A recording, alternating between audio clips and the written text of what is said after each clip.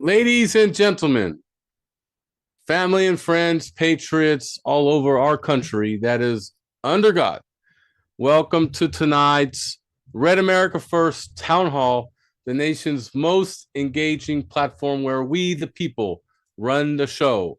Red, not for Republican, rather for the blood of Christ, America First policies and candidates. And I'm your host, Ashley Weis. For 4 years, we stood as a beacon of unity and strength, draped in our symbolic red of our conviction, dedicated to America First policies and the Christian values that our nation was founded on.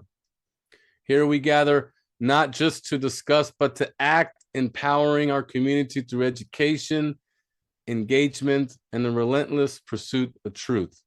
Town Hall is igniting the conversations that matter. We are the forefront of a movement to ensure a free, prosperous, and vibrant future for all Americans. And I'm your co-host, Valerie Weis. Tonight, we're joined with Christie Hutcherson, founder of Women Fighting for America. She will be exposing chilling intelligence on planned attacks across America. Thank you for being here, Christie. But first, we have some announcements to go over. Join us next Thursday for a riveting town hall as we will have Florida gubernatorial candidate Paul Renner as Florida needs to remain MAGA. And also we will have David Sorensen, founder of StopWorldControl.com. He will be discussing FEMA's alleged role in the globalist plot for mass detention through Rex 84 inspired concentration camps disguised as relief sites, but was halted by Trump's Operation Warp Speed, which was awesome. Do not forget, join Pastor's Point this coming Monday. They will be continuing with chapter 7 of the book of Revelation, which is a beautiful, hopeful pause between the opening of the 6th and 7th seals. It reveals God's mercy and sovereignty in the midst of tribulation, showing that he protects his people and receives worship from all nations. It's often called the interlude of grace or sealing of the 144,000 and the great multitude. Pastor's Point's goal is to share the gospel of Jesus and grow in the knowledge of the word of God and encourage all to adhere to biblical principles. We need some support from our viewers and those that have the will to help. Our team relies on support from our viewers and donors. We appreciate the help. Even $20 could help our mission. Visit givesendgo.com/RedAmericaFirst/donate. And if you're interested in joining our panel to engage with guest speakers like Christie Hutcherson or Dinesh D'Souza or Steve Bannon, or you want to participate in the famous state-to-state intel round, sign up today, RedAmericaFirst.com, and tell us what state you're in. But every week we start with prayer. So let's call on Dale Sherling, Pastor Dale Sherling, to enter us into prayer. So let's go ahead and call on him tonight. Thank you so much, Pastor. And you could also do your scripture as well, sir, if you want. Awesome. Lord, we just come together and we want to honor you as being our Father, our friend, and our Creator. We are so thankful that you join us here, Lord, and we just have hearts that are burning for you and a burning for your people, and Lord, to see your will done on earth as it is in heaven. And we are just calling upon you tonight to bless this evening, to bless the speakers, and to bless all those. We pray that ears will be opened and hearts will be opened to your promptings from your Holy Spirit. And we love you, God, and we just ask that you would bless America. And Lord, if we just pray that you would restore it to what you had in mind when you founded it. And we just ask that you would bring peace upon the land and upon your people. Pray these things in Jesus' name, amen. And there's also a prayer in Philippians 1:9. I pray that your love will overflow more and more, and that you will keep on growing in knowledge and understanding. For I want you to understand what really matters so that you may live pure and blameless lives until the day of Christ's return. May you always be filled with the fruit of your salvation, the righteous character produced in your life by Jesus Christ. For this will bring much glory and praise to God.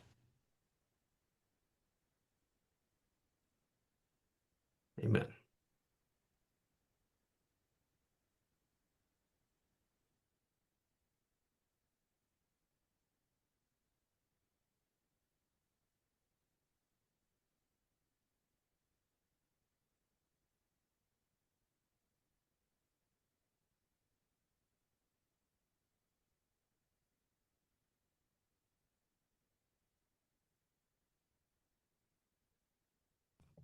Okay, now we're going to call on Valerie Weis, co-founder of Red America First, to do the Pledge of Allegiance. Oh, I wasn't live. You were muted. Oh, sorry.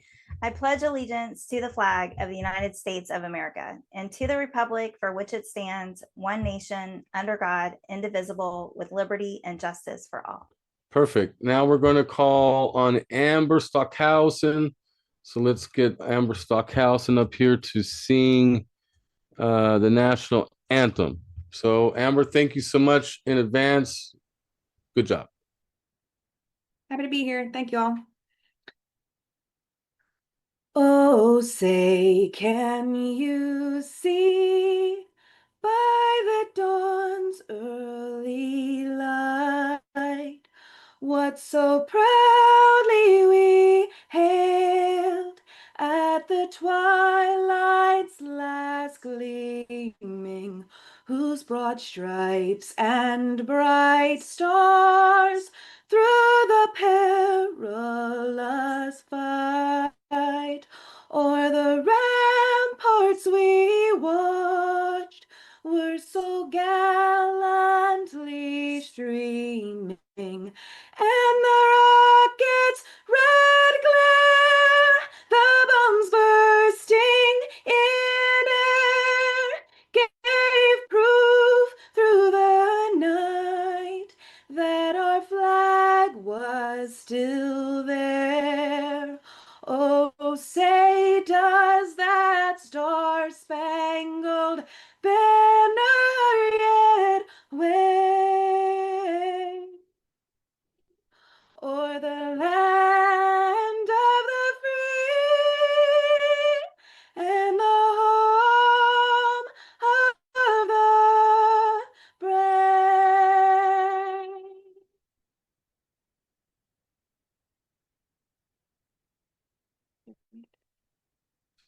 Beautiful voice, Amber, as always. We always are enlightened to hear your voice. So now we're going to get Christie on with us. So let me get her up here with us here and unmute her. Christie, what a great way to start an interview with you tonight. Before we get into that interview, tell us a little bit about you. Where are you from? What's your hobbies? And thank you so much for coming on #Town Hall tonight. Thank you. Well, first of all, Ashley and Valerie, thank you so much. And the American people out there, thank you for showing up tonight. This is a very important topic that we're going to go over. A little bit about myself. Well, I'm the founder of Women Fighting for America. And if anybody ever was on any of the Reawaken America, and I was one of the speakers, me and my teams from 2 weeks in the Biden administration, we're down at the border. We've done over, 157 operations. From an intelligence perspective, anti-human trafficking, cartel movements, Central South America, a lot of information that was pumped out there originally came from our teams, and northern border as well. My background is in defense and security, and I love my country and I love my nation, and I'm a Christian, and I was called to do what I've been doing since 2020. Hobbies? Well, I have hobbies, but unfortunately my life has been pretty busy the last 5-6 years, so I don't get to partake in my hobbies. But I would say my number one is hunting and horseback riding. Nice. Well, it's beautiful down here in Florida since you're in that area Yes. with all the deer and all of our wildlife we have. But we'll just go ahead and get started. Christie, with the FBI just stopping an ISIS-linked terror plot for Michigan over Halloween, you're sounding the alarm on even bigger threats planned for the United States this December, right around the holidays. Can you walk us through the specific intel you've gathered on these plots and what makes them different from past attempts? Well, about 6 weeks ago or so, I wrote a brief. It's called the Strategic Homeland Threat Assessment, and I actually put it out within our professional network. And I was talking to Nino with Nino's Corner, David Rodriguez, and he had me on the show. And we were actually talking about this off. We were on a different topic, and he was like, "Oh, Christy, I want to talk to you about," which of course is how I think I came on here. So, um, I'm going to just get really in here. And I made a lot of notes because it's so important that everybody understand that you're going to be a huge part of the solution, because your eyes and your ears and situational awareness is what's going to keep Americans safe. And yes, 6, 7 weeks ago, I literally laid out the type of terrorist attacks that are going to happen. And of course, Dearborn, Michigan, the most recent one that was thwarted on Halloween for Halloween just happened. So unfortunately, my words are ringing true. So intelligence agencies are quietly shifting posture right now. What that means for local America. So there's key things in the industry that we swim in, right? That are unclassified, classified. So when you listen to chatter, so we listen to different chatter, we're looking at certain metrics and things that we're seeing and hearing are upticking. And there are certain social media platforms, emails, different types of things that are monitored that kind of hit red flags that we have to look at closely. And then, of course, the agencies have multiple investigations going on. In the last few months, our national intelligence and homeland security agencies, including the NCTC, the JCAT, the ODNI, and these are like, I'm going to say, this is basically the National Department of Intelligence, the Joint Terrorist Task Force, the FBI, all of these organizations have been kind of singing the same thing. And they've put out bulletins. And this is what really piqued my interest the most, is the bulletins that they've put out. Unclassified though, but multiple unclassified warnings to, not to media, and we're gonna get into why that wasn't to media, but to local police, to hospitals and first responders, and also to the ISAC network. So there's about 20 different entities that are inside these networks, including territorial governments, tribal, our financial, and our election systems, among other things, hospitals, first responders, all of those things. And so what was more interesting, it went even further. When Washington quietly tells local responders what protective gear to wear for a bomb or aviation incident, that's not routine paperwork. That's preparation. This is not rumor, by the way, and I'm going to give you guys all of the places you can go to vet and check, right? So you want to trust and verify. I'm always a big believer of that. So it's grounded in documented federal bulletins and disrupted plots. Agencies are preparing quietly. Our communities must prepare as well. We need to have very calm. We need to be diligent. We need to be prepared from a civic duty perspective. The faith, there's a pastor, I hope he's still on. The faith community is a particular target for these terrorist attacks. Elementary schools are a very specific threat, soft targets, shopping malls, and also holiday celebrations, including, by the way, Pearl Harbor Day is even one of those areas that might tick up. So DHS NTS bulletin declared heightened threat environment. So when you put out a heightened threat environment, that means they have credible sources, they have credible intel, and they've been tracking this intel. That's saying that we're hearing it, they're planning it, we got to thwart it, right? Do we know what cities yet? Pardon? Do you know what cities yet? Yeah, so it's going to be multiple cities across the United States, but I'll just give you a couple lists of where currently there's either been thwarted attacks or arrests made quietly, and some might be a little bit more public as well. Lafayette, Louisiana, the DOJ and the FBI made an arrest on October 17th, just recently.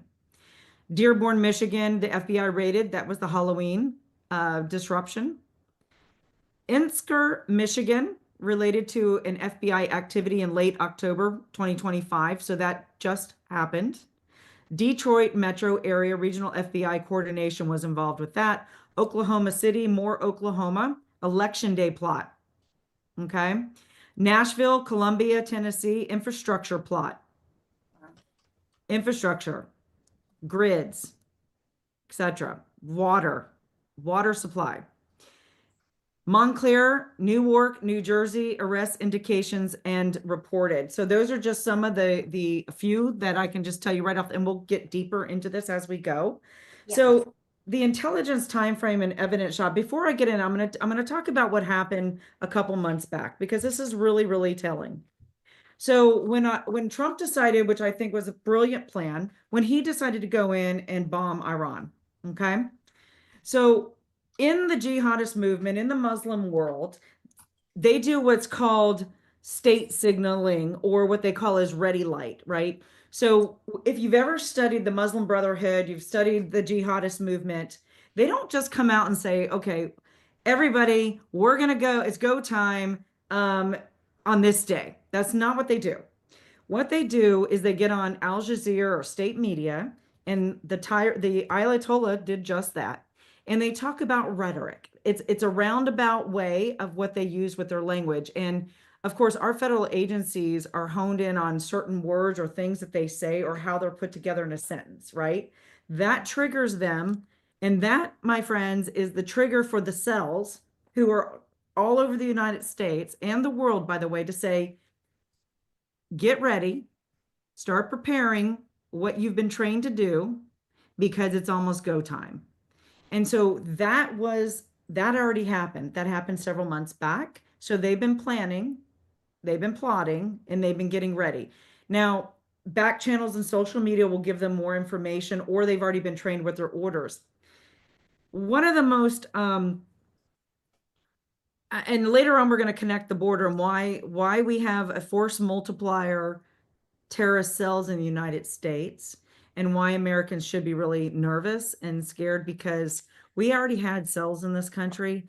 But let me tell you, because of Biden's purposeful policies to open up that border to allow more terrorists in, we believe the numbers are going to be staggering, and the groups are very large, and they're able to do multiple frontal attacks very quickly in multiple areas of the city to overwhelm our EMS and our police officers. So that is a perfect segue for the next question. Well, yeah. So what we were going to ask are, what are the top 3 red flag behaviors or anomalies your sources are tracking right now that everyday Americans should report to local law enforcement to stop the plots before they launch? I'm going to give you a real world scenario. Okay. There's a big mega church. Everybody, if I told them the name, they would absolutely 100% know who they are. They're in California. I'm not going to get, no, excuse me, they're in Colorado. I'm not going to give the name of the church. However, the head of their security contacted us and sent us some videotape. We looked at the videotape, we did an analysis on it, and it was the perfect scenario of, yes, they were 100% scouting. They were looking for your vulnerable spots. It was a Muslim man with his wife and their baby in a baby carriage. And they had come several times to the campus. They had tried like different doors in different areas and different buildings, trying to get in and see where there was vulnerable spots, if they were locked, if they weren't locked. They were looking at the parking lot. This particular church has a massive children's library as well. So it's a children's area. So they have their baby in the stroller, and they have camera systems at this church. And they were walking through, and as they were walking through, he was behind, she went in first. And then as she went through, she was kind of looking down at the baby, but then she was looking up, and then she would nod. He would pick up where she was nodding because she was showing him what she was seeing, right? And they were doing this. That is the telltale sign of somebody who's scoping, looking. They were also filming with their camera, taking photographs, pretending like they're taking photographs of themselves, but getting more information intel. That is something churches need to 100% look for. We do risk mitigation for churches. That's what we do. This is our expertise. And nothing against law enforcement. Law enforcement, I'm friends with them. They're amazing. But I'm telling you right now, they are not trained in this type of scenario or situations. You need people who deal with counterterrorism and terrorist threats to come in and give you an actual real threat assessment of where your vulnerabilities are, and volunteer as much as I love, and it does deter 100%. I'm not saying not to have that, but volunteer security force is not a security force. When you have terrorists who are really trained, or they have suicide bombs, or they have IEDs, or they have a drone that can have a one-way payload, you're not trained for that. You need people who understand that threat and who need to keep you safe, right? I was asked by one time, we were doing a threat assessment for a school, and they were like, "Oh, we're good. We've got cameras and we've got a resource officer, but then we are going to call the police if anything happens." My question to that person was this, as simple as this: how many are you sacrificing in that 3 minutes? And they looked at me like I had deer in the head. No, I'm serious. Who are you sacrificing? How many children and teachers are you sacrificing in that 3 minutes? Because at 3 minutes, a lot of people are going to die.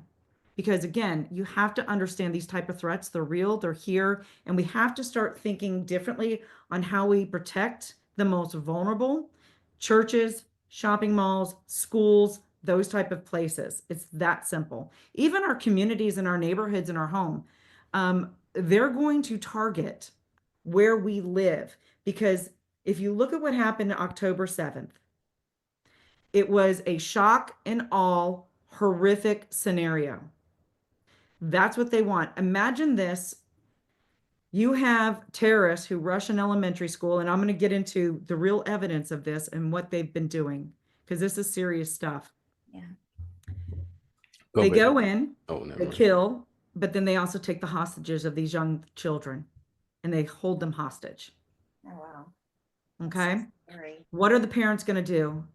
They're going to leave their jobs. They're going to leave their work. Everything is going to be on lockdown. And by the way, it's not going to be just one elementary school. I believe it's the only way that they can make the biggest impact is these cells are set up all over the United States, and they're going to target urban centers. They're going to rural centers. You will not be safe no matter where you are, because they've been studying this for a long time. They want to cripple us with fear. They want to cripple us with our economy. And they want to make the biggest impact to the world to say, America is more vulnerable than you think it is. That's so scary. Well, how do we avoid panic but stay vigilant? Like if there's an active shooter, some want to play dead. I mean, what would someone do? What would you recommend? Do we act like an opossum and just play dead, or? Well, I mean, that's a loaded question, right? Because there's got to be where's the scenario? Where are you at? There's a lot of factors that go into that. Sure. Is it in a school? Is it in a church? Are you in the neighborhood? Are you in a mall? What about a mall? So it just depends on where you are. You know, the biggest thing is always, I hate the fact, I'm telling you, everybody at Christmas time and from between now and the holidays, the one thing I'm going to ask you to do, put down this doggone phone. When you're walking anywhere through a mall, the parking lots, whatever, do not have your head buried inside your phone. You need to be vigilant. You need to, when I'm walking, I'll just tell you, I mean, I carry and I have other things on me, but I am always alert. I have my keys. You can have your key in between your hands, girls, with the point. You'll have the point out. I know you have all of these fobs, but inside those fobs is an actual key. So you can pop that out if you don't have anything else. Keep it in between. You walk to your car or wherever you're shopping mall, wherever you're walking, you are constantly looking around you and over your shoulders. You need to be aware of who's around you. In a parking lot, you walk down the center aisle. You don't walk near cars. Okay. You walk down the center aisle and you're constantly looking as you're going. And it's you feel something, right? If you have, God gives us this incredible intuition. Don't ignore it. If something feels wrong, if you feel like somebody's watching you, following you, you need to say something, and you need to get to an area where you're safe. If there's an active shooter and you hear guns in the distance, you need to get as far away obviously from that as possible. But if you cannot, and you're in a situation where you are stuck, you really need to find at least try to find an area where you can get in, lock yourself down. But at the end of the day, you know, I'm not going to tell other people what we would do. I would probably look at the scenario where that shooter is, and if at the end of the day, if it's between, I know I'm going to get shot, I'm going to rush that person, but that's me, right? But I'm always carrying, or I'm always having, my concealed carry with me. So you have to get protected. That's all I'm going to say. And there's no reason to panic. I'm not telling everybody out there to panic. Right. Okay? Yeah. This isn't a panic. No knowledge is scary, right? When you have knowledge, that's power. And with that power, with knowledge, you're prepared. You're not going to be shocked if something happens. Because if you see something, you also need to say, whether it's a backpack on the ground or somebody set something down, I would rather have you be wrong and call the police and tell them that, hey, something's not right here. Can you come check it out? And I promise you, the police, that's what they want to. They're okay with checking out something that possibly could be a threat or harm people on a very mass scale. When you're out at these festivals, okay, whether it's street festival or whatever that looks like, look for people. They can ram cars. It's not just guns that kill. Knives. You see it in London all the time. They're using these machetes to kill. This poor guy was just walking his dog and he was ambushed because he wasn't paying attention. He was ambushed and the guy stabbed him to death. This is what they do. There's all sorts of reasons why you have to protect yourself. And I highly recommend everybody. I'm a huge Second A Amendment girl. I believe everybody in this country legally should possess a firearm and know how to use it. Yeah. Hamas, ISIS, cartels, oh my, all of the above. They're going to come after us possibly, right? So my question to you, out of all of these different groups, it could be any one of those, but you're suggesting churches, you're suggesting even schools. Elementary. What about shopping districts? How feel you with that? Soft target. So, and by the way, I'm not suggesting this. Our federal government is saying this. This is not me coming up with these particular targets. This is the actual JTTF, which is the Joint Terrorism Task Force, along with the FBI, along with the national intelligence communities, including the National Intelligence Director. This is their directive coming straight from the horse's mouth, stating they have real credible threats for this. Aviation as well. So when they're telling first responders what kind of PPE to show up to an aviation incident, I'm going to tell you what that means. That tells me that it's going to be some type of chemical or something that's extremely toxic, even after the explosion, that it could be some kind of weapon of mass destruction. And that, by the way, that was a WMD was actually in the verbiage. So there's a lot of different ways that they're looking at harming. When you look at, I'm going to talk about this too. So from the elementary schools, for example, credible reporting on recovered militant documents. So there was a raid done overseas, and in that raid, there was documents that were found, and we've sifted through those documents. Some of it's classified, some of it's unclassified. So it shows explicit instructions and maps referencing elementary schools and youth centers like the YMCA, youth centers, so church youth centers as well. Because again, if they can kill children, kidnap them, that is going to the most horrific thing you can do, right? That shocks all of us. Hostage taking directives. We do not repeat operation. So I can't get into the details because for numerous reasons, but I'm just telling you, this is all on the radar of our U.S. government. These are documents that they found with explicit instructions on how they're going to do this. And again, I kind of alluded it to a little bit earlier of how it would be an overwhelming event. So if you have 1 or 2 or 3 resource officers on your property or your school, and you've got 15, 20 terrorists, you're going to be overwhelmed. And especially if you're not trained for that. It's game over. It's game over. So it's game over, right? Yeah. You're going to be dead, by the way. And then there's going to be other people dead in kidnappings. Cities and distribution channels. So national distribution, unclassified products route through fusion centers. So they use fusion centers to get a lot of this data and information out. They sent out a bulletin to the major hospital systems. And I want to tell you how serious this is. So when they're sending out mass casualty events to the hospital systems, they've been prepping for months for this, by the way. So they're on alert for these scenarios. And so again, when they're not just targeting like the police officers, when they're literally sending out a bulletin across all agencies, you better understand they have credible, real threats and intel that's coming down the pipe. Yeah. So why isn't the government telling us everything publicly? Yeah. So there's numerous reasons. If they went public with this on the media, People would it freak out. disrupt Yeah.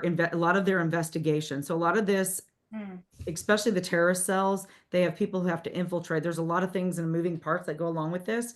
And so if the media and they got wind of it, then it would disrupt, or they may change direction, and not in a good way, by the way. It's like, oh, okay, well, that would be great. But no, that's not how they operate. They don't want panic, right? They don't want mass hysteria and panic as well. And that might happen. So that's the reason why they're not doing it as well. And thirdly, copycats, right? So if they came out and said, we have a lot of deranged individuals, unfortunately, in this world, and they would do possible copycats and take that information and try to do the same thing. So I've really thought hard about this interview, and I just pictured like a worst case scenario: families gathering for Christmas dinner, only to face this chaos, right? From a preventable attack. What would the human cost look like if these plots succeeded? And how is this intel a wake-up call for everyday patriots to protect their communities? Because I'm sick of giving warnings. People need to know right now that the threat is here. I'm sorry, but the Trojan horse is in America right now.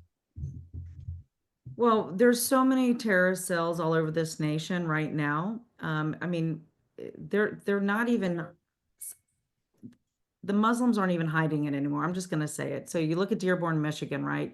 You look at what just happened in New York City and stuff. If you get on and you're following some of these threads, right? They're out openly. These clerics are openly saying what they're going to do to the United States of America. I highly recommend people. You really need to do your research. Use the keyboard for positive, and that when I mean positive, that's understanding really the true threat. This isn't made up stuff. This isn't conspiracy theories. This is real. And again, I hope and pray that they are all thwarted and that they are all stopped. But again, we have to understand that this is the world we live in now. They hate Americans. They hate everything we stand for. They openly call for jihad against the United States. They openly call for the infidel, the little and the big infidel, to be wiped off the map. Well, that's Israel and the United States. They mean what they say. We've worked in the Middle East. Our teams have been in the Middle East. Anybody who's been over there, and I'm not saying all Muslims are this way, practicing, if you are a true practicing Sharia law, hardcore Muslim, this is your belief, period. They are trained in the Quran. They could literally, you could live by somebody for 10 years. They could be have you over for dinner and a barbecue in your backyard. But the moment they get that trigger, you're gone. It's just that simple. Okay. And if everybody, John Gondola, I know John Gondola, he's a friend. He's been a friend of my brother's for a long time. Go look at his information about the jihadist in America. And I'm going to tell you right now, here, I'm going to read you because I read a couple things, and I want you to understand we've already had terrorist attacks thwarted recently. So what I'm telling you is not made up. This isn't false. This isn't lies. Go to all of the national intelligence agencies, go do your due diligence and start reading and understanding the threat that the United States really is under. September 2025, NCTC JCAT. Spotlight, Al-Qaeda calls for attacks in the U.S. September 2025. Confirms distribution of classified product to first responders nationwide. That was from the ODNI. DHS statement, multiple vehicle-based domestic terror incidences continuing on the arrest front. So they're quietly arresting people. You're just not hearing about it. I'll give you one right now. Did you guys know that 2 high-level individuals with Antifa were just indicted? So that So- I knew What state? that. Antifa they were just indicted. It was in I think it was in Arkansas. Okay. So they're quietly rounding up and arresting individuals that they're intercepting. October 2025, the CISA adds to known exploited vulnerabilities. Hospitals, municipals urged to patch. November 3rd, the Michigan FBI disrupts that. Over seizures, recovered documents, I told you about that, reviewed outlets show explicit plans to target schools, youth, and seize hostages. This is real. This isn't Wow. making this stuff up. So I'm really glad you shared this. Pillar leaders, state leaders, panel members, get ready for Q&A session. Go ahead, Valerie. Okay. So what practical steps can our town hall listeners take right now to stay safe and protect their communities this holiday season? And who should they contact first if they spot anything suspicious or out of the ordinary? Where would they go? Or would it just be law enforcement or? Well, your first line is law enforcement. If law enforcement doesn't do anything about it and you really feel strongly that, hey, something really is not right, contact your local FBI and have those numbers in your phone. I do. Contact your local FBI. Again, the most important thing everybody can do right now is not panic, have fun, go shopping, do your thing, right? I don't want you to disrupt your life because then they win. But what I'm asking you to do, see something, say something, be diligent, look around you, keep yourself safe. And I would also really ask you to contact your local police department and ask them, what is the plan? If there is a terrorist attack or a mass casualty event, what is your plan? Right? What's the plan of action? Same thing with your local church. If you're a member of a church, I would really press your pastors and ask them, how are you keeping us safe? What is the security plan? What is the evacuation plan if something does happen, right? What are the plans in place to facilitate our children in the youth center, to get them out? What is your lockdown procedures, right? So you have a right to ask those questions. I would want to know that if I had children or if I was going to a congregation. It's the responsibility to keep us all safe. And pray, right? I'm a firm believer in prayer more than anything, that God would show Satan's plans and protect the United States. And please pray for our law enforcement. These guys are working super, super hard, and now they're working without any money, which, by the way, is a danger and a national security threat for these Democrats to keep the government shut down at this point. So Pastor Dale, Arizona, he had some things to bring up. Go ahead, Pastor. Let us know. And thank you so much for coming on and leading us into prayer tonight. Go ahead. Okay, well, I just wanted to let everyone know, I've put it in the chat, but you can totally apply for grants from Homeland Security and also from I put the links in the chats there, but we had a threat assessment done about 2 years ago. I believe they gave our church at least $100,000 to do some upgrades and things. We sent our team through some very rigorous training. We have about 25. They are I'd say half of them are volunteer, but they have to go through, the full training, and get armed guard card and, have to go through a 3-day training just to be able to carry a firearm within the church security team. So I would highly recommend that you guys take advantage, have a threat assessment done, and make sure your congregation is safe, and just sitting down and having a real discussion with the leadership of the church and going, hey, let's prepare for the worst. If nothing happens, great, but what if it does? And what does happen, heaven forbid somebody comes in and starts shooting. You may go, well, yeah, our whole church, they all carry firearms. Well, how do you know in that split second who's a good guy and who's a bad guy? You Right? brought You up just a have really a bunch good of point, people pulling Dale. pistols. One of the things I think is really, really important too is, the DNGs, like Florida, we have DNG license. We do training and all that stuff too. Mhm. But I would highly recommend, if you haven't already done this, and again, I would want to know every single person who's carrying a gun in the church. It's important to know what kind of bullets they have. You need to have duty weapons, right? Because if you have a hollow point or something like that, that hollow point's not going to stop. It's going to go through, and you might shoot that perpetrator, but inadvertently kill a child or somebody who's behind them, because that keeps going. So you really need to have a standardized use of force policy, and Yeah. including what type of ammunition, what type of weapons they're going to be using, Yeah. and things like that. It really should be standardized.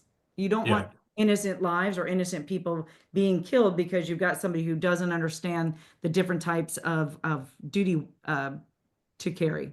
Oh my Correct. God. Yeah, 100%. I would just further that, like our security team, they are required to carry frangible ammunition so that way it does not penetrate. There's special classes that we go through to make sure that you shoot at angles so as not to have it, hurt other people that are unintended. I would also say that we also have an inspection process. They come in, we make sure that the weapon that they were trained and certified with and the ammunition that they were trained and certified with is what they're carrying. There's a lot, but I know that sounds overwhelming, but you need to start somewhere. There's lots of free online information you can get to at least get started. But yes, bag checking, it's completely okay to send two of your guys over and just ask somebody, hey, we haven't seen you here before.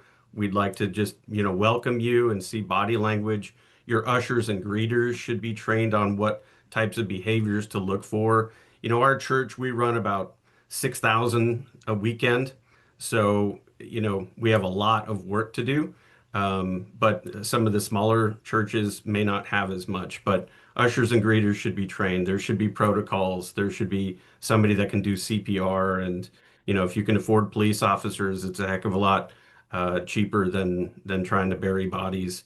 So you should have somebody that can respond while your volunteers can, you know, you know, your volunteers can be talking to somebody while the police officer is en route and just be that buffer. But there's lots of videos you can watch, lots of free things that you can watch, because when a gunshot goes off, it takes people a little while to figure out what is really happening. And so it's the real deal. And Thank you. Thank you, And Pastor. the good thing So, about sorry. you said No, you're grants, good. which is really important, but if you're a bigger church or a private entity or a shopping mall or whatever like that, or elementary school or a school, and you're on here listening, private security is a write-off. It's tax deductible, which is a fantastic thing. So even though it's costly up front, because it's real security is not cheap. People who are really professionally trained to do this, it's costly. It is, but a fraction of the cost from your insurances can go down. You can have a write-off. Or you can do like an Overwatch program where you have a rapid response team and Overwatch kind of looking at there. There's multiple things you can do. I know with our group, we trademark SafeEd. So we have a whole entire program of risk for any kind of school. So it's really important that when you're looking to hire somebody, you really want to know that they've done this before. You want to ask, for some references and things like that. And like Pastor said, you can apply for grants. It's a tax write-off. There's so many different ways you can mitigate this cost. And at the end of the day, I think money over lives, I would choose lives every day. Amen to that. So we're going into the Q&A portion with Town Hall members. We'll get 30-minute question, hopefully 30 seconds. Sorry, 30 second. I was about to say. Ron, Nevada, go ahead with your first question. You're up. Thank you so much. All right, I just appreciate you here, really do, talking about this. Do you have any insight as to what I've heard is that at a mass casualty event that the bad guys are going to be dressed as first responders, and there's going to be like a second attack after the first attack? And Yep. how many rounds do you carry when you're in the United States? I have 3 mags on me at all times. Copy that. And I also travel. I have to travel with security when I'm out and about anyway, because of the work that we did on the border. So I do travel with. I'm blessed that I have volunteer, real security guards who work within our company who do travel with me. So, but very good point. And yes, that is part of the MO. Not only are they going to do that, they're also going to do like false flag events, and they're going to do doxing, not doxing. They're going to do where they, what is the word? I just blanked. Sorry about that. Where they pretend like a scenario happens and then have the police go over here, but then they're going to attack over here. So there's going to be a lot of things. They've morphed, right? They're really intelligent. They're smart. They've morphed. They've been embedded in training with cartels over here.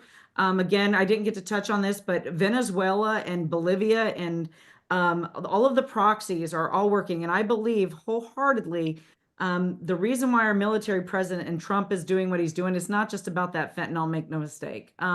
There's a lot more nefarious activity going on. If you were ever on the Reawaken America tour 4 years ago, I was telling and speaking about how Iran was smuggling not only terrorists, but weapons into Venezuela and then putting them in Bolivia. Bolivia is kind of like Iran's storehouse of weapons.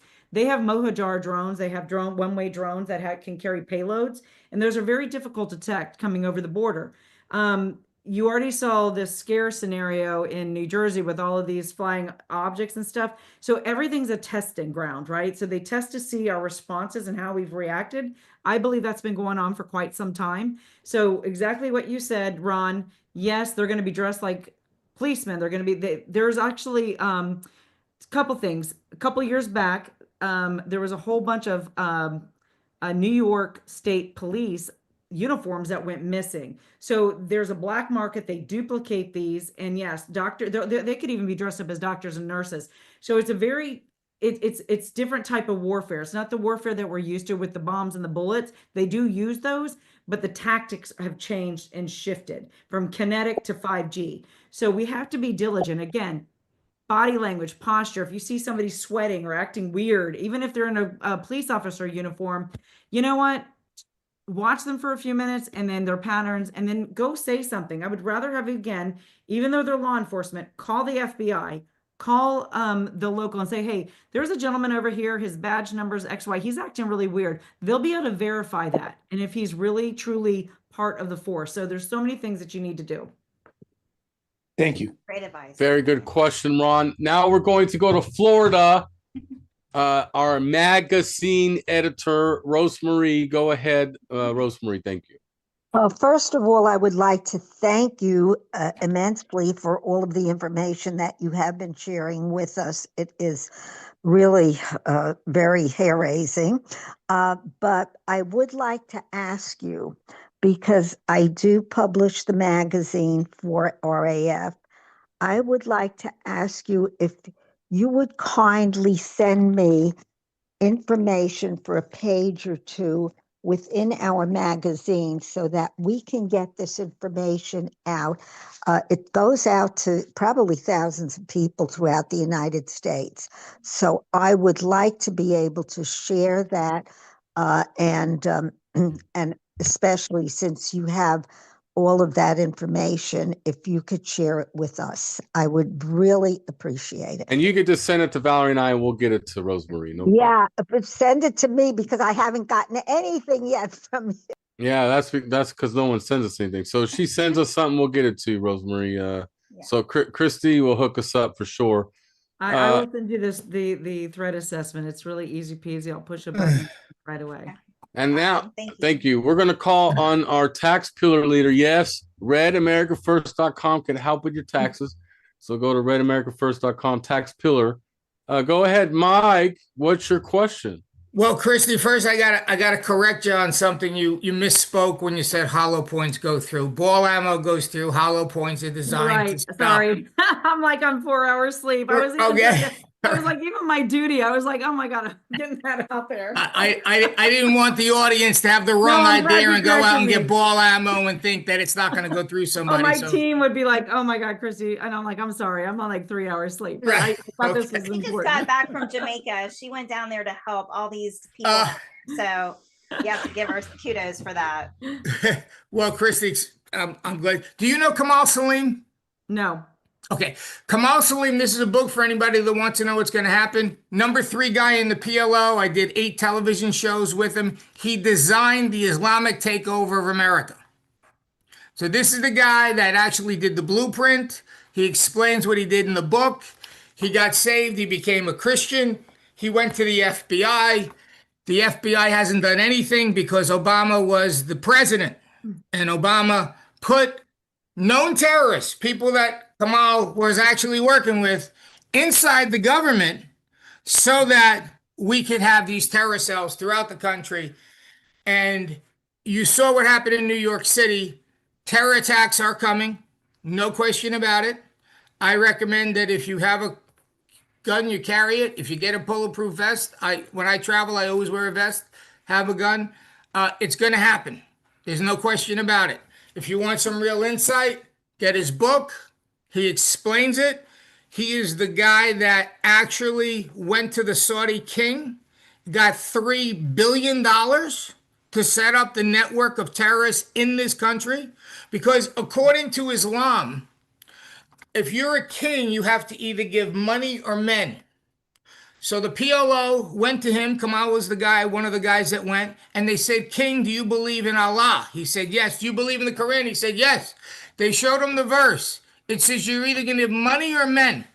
They said, he said, give me a week to decide. And they said, listen, if you don't, we're going to sabotage every oil well in your kingdom. A week later, they went back, and the king says, we'll give you money. Billions of dollars went into that's how all these colleges throughout the country have Islamic studies. That's how they have them. They were funded by Saudi money, and for the purpose of bringing in the terrorists. So now you see New York City, you got a Muslim, literally a Muslim terrorist is going to be your next mayor. And what they do is they outproduce the natural population. Once they get to 5% and they're already there, that's when they start to take over. Did you see how many Muslims have run in races throughout the country? Mayors, the lieutenant governor of Virginia is a Muslim woman. The AG decided he would put 2 bullets in the head of his political opponent. What happened the other night basically tells us America is gone. I hate to say it, because they're so embedded. I don't know what we can do to get them out at this point. They're winning elections like never before. You know, it's interesting because like I alluded to earlier, it's like they will lie, they will do whatever they need to do to get themselves embedded and empowered. That's what they do. That's, you know, there's different layers to the Quran, and it's a very complicated book, but at the end of the day, we are the infidels, and they are allowed by their God, their Allah, to lie, to kill, to cheat, to steal, for the overall good of taking over and converting. And if you don't convert, you're expendable. And so we do have, but you know, if you look at the blue states, it's really targeted right now towards the blue states, but they've shifted huge points into both Florida. I'm going to use Florida and Texas, for example. So Epic City and Epic, the Epic Church there, huge money laundering, all of that stuff. And so we have to understand, I'm glad that Abbott is like signed a law for no Sharia law, but that needs to be why Sharia law should not be allowed in the United States of America. There's no-go zones in Michigan and other parts of different places. You look at Minnesota, what's with the Somalians and Elon Omar sector. So we've got to get ourselves educated. We have to put pressure on our legislators, including, by the way, the Senate and the House. They take money from the Muslim Brotherhood. They're a horrible organization. CARE is a terrorist organization. These guys come with their sheep's clothing on, but they're really wolves. And we have to understand that this is an actual threat. You know, China's a huge threat on a huge stage, but they're all interconnected, and they all have one purpose, right? The purpose is to destroy the United States of America. And they're surrounding us. Not only have they surrounded us, I did a huge program about enemies at the gate, but they're actually inside the gates now and more. And it was a force multiplier after Biden opened up the floodgates to let the rest of them in. And not only just them, but we could go on and have another show on this and really go deep dive. But what Trump is doing right now with blowing up those boats. And in Venezuela, it's not just about the fentanyl, it's not just about the cartels and the narcotics. The cartels and Maduro has been allowing the proxy organizations, the Hamas and the ISIS and all of these bad players. You know, if you looked at when they would flash all of these different numbers of different cities or countries around the world where all of these terrorists were coming into, there's Mauritania was one that like piqued my interest right away. Mauritania and Venezuela are the two conduits. They come in, the terrorists, they wash the passports, they get in these caravans. And let me tell you, my team spent 5 years on the border, and I'm not just talking doing what, and I love Ben Berkwan, he's fantastic. I love him. They've done it great. Our teams did some serious stuff, and I'm not going to get into it. We were deep. We would come across 175 at one point where we call no man's land, where there's sat phones only. We were intercepting over 175 Muslim men, all men, coming in who do not speak our language and intercept. These were gotaways. So we're in serious trouble. And I'm not telling you this to scare you guys. We're not here to scare you, right? Fear is of the devil. We need to walk in power with the Lord, our Almighty God, and Jesus. He's a protector. Yeah. But what we need to understand is that you just need to be due diligence, keep yourself aware, and protect your family at all of these different venues. Yes. Perfect. We're going to call on our Christian pillar leader, Teresa Wiggins, to ask the next question. Go ahead, Teresa. Go ahead. Thank you. I was just gonna say, I really thank you, Christy, for being here. I love what you're doing, and I agree with Michael. You know what's happening, but I want to know, how can we really push back with this Muslim, of them wanting to take over, because I'm really disappointed, honestly, that we don't even see those in power who's done treasonous acts against our country, that nothing's happening to them, that they're still just walking around, and getting away with murder, So I'm going to answer the second part of the question first, then I'll go to the first. So we need to have a little patience. So we live in America where you're innocent until proven guilty, right? We know where the bodies are. We know where the paperwork is, but there's so many dirty players that we have to go after. They have to get all of their ducks in a row, and they have to have real hardcore evidence. Like if you're going to go after Obama and prosecute Obama or Hillary Clinton, you have to make doggone sure that your T's are crossed and your I's are dotted, and you have all of the goods on them, because this is very serious stuff. And that's what I believe is happening. He's been in office a little over 9 months, the DOJ. There's so many things, and they're putting out stuff that are easy hanging fruit, right? That you're seeing. But this kind of stuff, I believe, is really, it has to be done correctly if we're going to send these people to the noose, right? So I really want everybody to pray that the DOJ continues down this path and does it, but I have to believe that that's what they're doing, and I really firmly do. And it's just from some of the stuff I'm hearing and seeing, and even when they do these press conferences, you can hear little trickles of what that is, and believe me, they know we're frustrated and we want accountability, and we have to have accountability. I'm tired of the hot air, right? Talking out of that. And I'm sorry that your first question was. Oh gosh, we for this, let's just forget about the first question. We're not. We only have We're supposed to only do one question at a time. But anyway, we got 4 more questions lined up and one online. Those that are online, please ask your question. Brett is our resiliency pillar leader, and what that means to those that are watching online. We're building a network of patriots all over the country that has the will to help in a disaster. Maybe they're ham radio qualified. Maybe they have some heavy equipment to help out. But we cannot rely on FEMA anymore when a natural disaster comes. We, the people, need to build a network together. And anyway, Brett, go ahead with your question. Sorry, go ahead. Christy, thanks so much for being on tonight. And before I ask a question, I'm hoping we'll be able to share contact info, because I'd like to find out more about what your group is doing with the disaster response. Absolutely. Yeah, we'll get you connected. Ashley, Brett. if you'll get him my number Yep. or my email, yeah, have him Oh, great. Thank you. contact me directly. So, Don't do this live again. the preface to the question is that we know most of the intelligence community is compromised, if not captured. When I was on active duty, they were putting out information that the veterans are the threat. We see this threat assessment keep coming on and on, the JTTF. From my background, my understanding, there's a lot of misinformation being put out through there. And most recently with the Steele dossier and 51 people signing.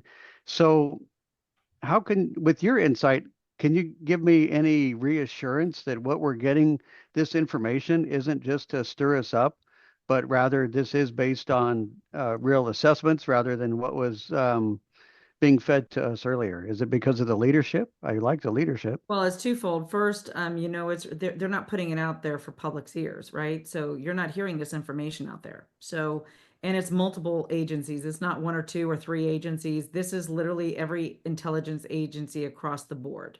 Whether it's the FBI, the CIA, the NTS, all of them. So it's very consistent. So when you see consistent, and they don't put it out there to the hospitals and the first responders and all of that stuff, they don't do that lightly. If this wasn't credible, that would not be taking place. This would just be a propaganda media blitz, right? And trickle stuff out there. So I can assure you this is truth, and proof is in the pudding. They just thwarted a Halloween terrorist attack. There was like 7 of them just in the last 5 months that have been thwarted. So this is real information. This is real intel. This is very serious stuff. So I'm out here because I firmly believe, without going into the deep depths and the darkness of what they're doing and investigating, I believe we need to have the public having their eyes and ears open and be prepared, because I'm all about saving lives. Very good. Thank you. Thank you. That is Brett Wallace, our resiliency pillar leader. Thank you, Brett, for that. We're going to go to Aloha State, Hawaii, and we're going to talk to Susie, and then we're going to go to South Carolina, and then we're going to go back to Hawaii. Go ahead, Susie. Aloha. Yeah, I think McGee had his hand up longer than me, so I'll try to be quick. I heard Valerie mention that you had just returned from Jamaica. Yes. Can you share some of your experiences there, and maybe some things with us that are happening behind the scenes that we're not privy to? You know, the media just has their own direction and their own propaganda, as you say. So it'd be nice to hear what you're really observing and experiencing there from your visit. Sure.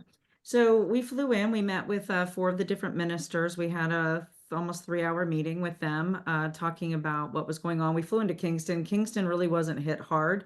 We actually flew into Montego Bay first, and then we popped to Kingston and then back to Montego Bay. We're working with the JDF, that's the Jamaican Defense Force. You don't want to work with the police there. The police are the ones who are corrupt, right? So you've got the JDF. And yes, there is some sticky stuff there because you've got a huge footprint of both Venezuela and China who operate and work within the country of Jamaica. And so there is some nefarious activity and things like that. But I can tell you, the people are hurting, and we had incredible reception by the ministers. The Minister of Health basically gave us one of the hospital who's been hit the hardest to set up a actual field hospital there. They've waived all the fees. There's no fees coming in. They're not putting fees on cargo or customs and tariffs and all that stuff. All of that's been waived for all of the NGOs coming in. The hardest hit areas. So from the time you fly into Montego Bay, the whole surrounding area is completely just really impacted bad. There was a lot of flooding, a lot of mud. The hospitals are completely gone. Then as you keep going west, it gets worse. So the Negril area, you've got Elizabeth, you've got Westmoreland, you've got Black River. They are just decimated, like decimated. I believe the body count's going to be, unfortunately, pretty high. They don't really have a lot of search and rescue teams and things like that. They have like 1 or 2 cadaver dogs, but you got to understand, Jamaica hasn't had any kind of major event in over 37 years. That was the last time they had a huge hurricane. They weren't from their own mouth. They weren't prepared for this. They really are overwhelmed, and they've asked for our help because they just don't know what to do. And so we're trying to right now, I'll tell you right now what we need. If anybody out there wants to donate, I can send this to Ashley and them, or you can just email me directly at Women Fighting for America, WFFA. So go to my website, WFFA.com.win. I'm sorry, WFA.win. And you can email me. There's a place to email me. I'll tell you exactly what the needs are. Baby formula. We need diapers, baby formula, coloring books. Churches, if you guys want to put together cute little care packages, these children are traumatized. There's nothing left. Whole towns are completely flattened, and they don't have the money. They didn't even have the money to prepare and buy food because they're so poor. You go into some of these stores, they sell diapers by the piece.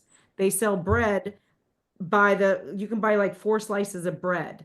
That's how poor these communities are. So please pray for Jamaica. They do need our services. And, I had a lot of people and a lot of flack, saying some horrible things on some of my social media. Why are you down in Jamaica helping these people? America first, America first. Hey, I'm the first one to say America first, but we're supposed to be the heart and hands of Jesus. And when you have a country like Jamaica who needs to hear the word of God, that's what that's about. Amen. Yeah, Amen. so true.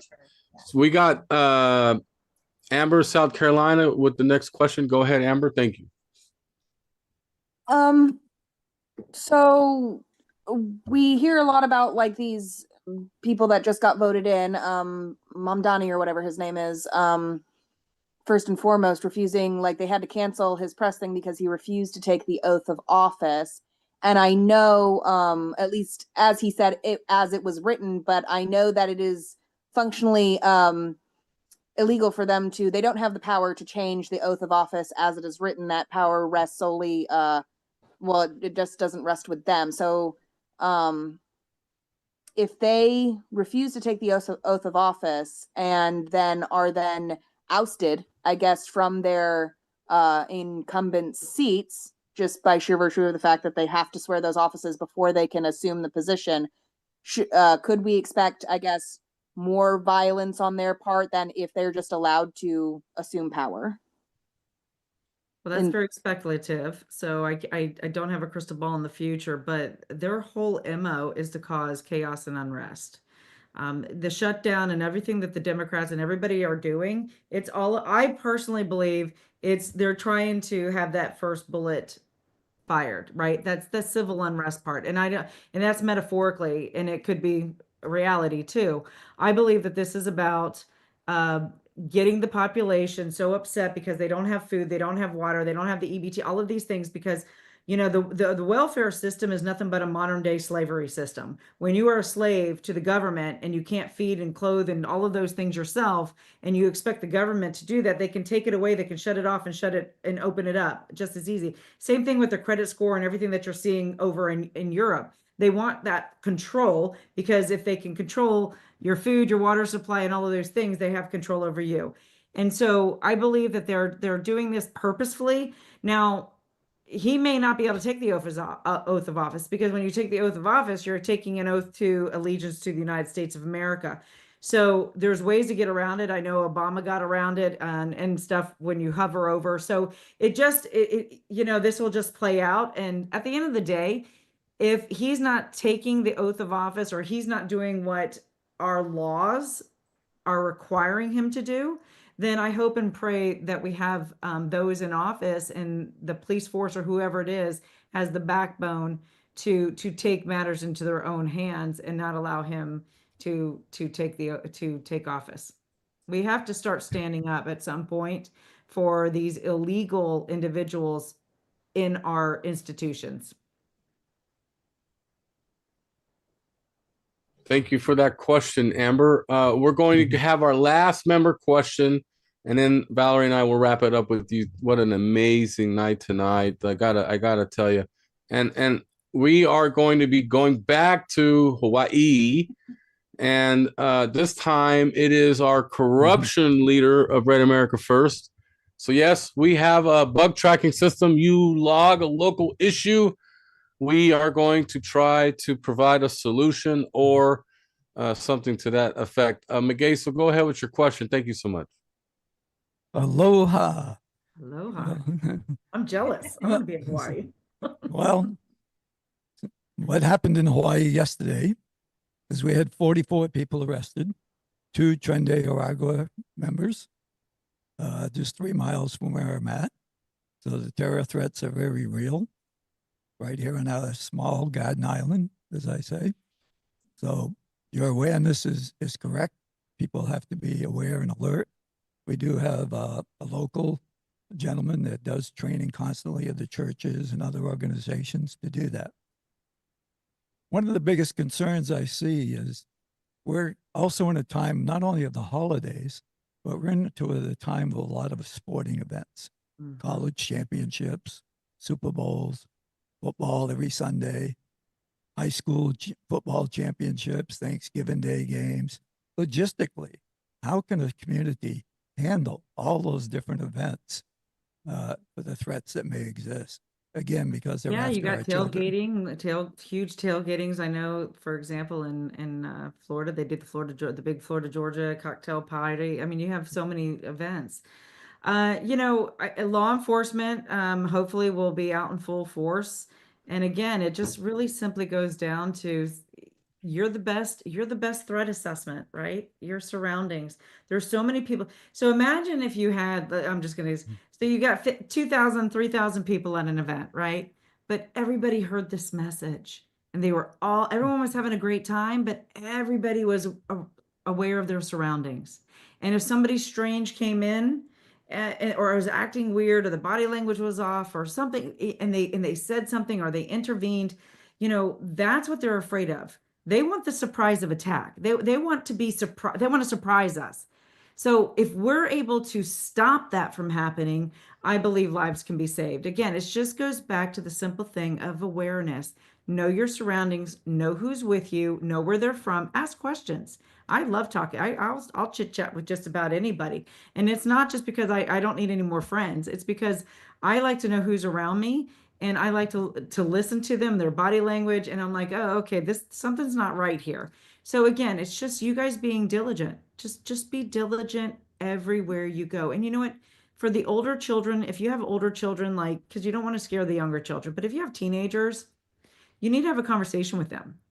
And you need to also be monitoring some of their social media sites as well, because that's how they lure you in as well, through social media, and they can recruit your children. And so you just need to be that person who's loving, not overbearing, but you're watching and you're being plugged in at the end of the day. Wow. So Christie, we want to meet you in person. We're a couple hours away, 4 hours, 3 hours away from you.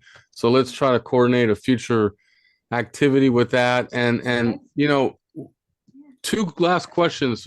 What was your experience and engagement here on Town Hall tonight?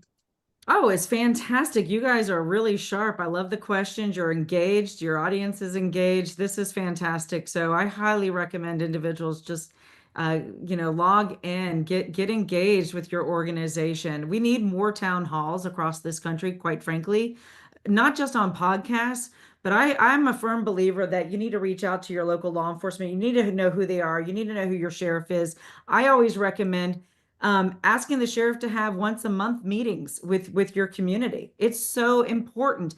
And if you don't have a constitutional sheriff and it's an elected one, you need to get a constitutional sheriff and you need to get them elected. They are the number one, to me, important person in your community. So you need to know who they are. So engage with them all the time. Yeah, we're lucky. We've got Sheriff Grady Judd. Grady, yeah, I like him. Yeah, he's real good. And we're supporting Chad Bianco in California as well. So right. He's running for governor. He's going to run for governor. But Christie, we loved the information you shared tonight. We're gonna. My last question is: will you come back to Town Hall? Anytime. And if anybody wants more information, there's 2 places you can go to find me.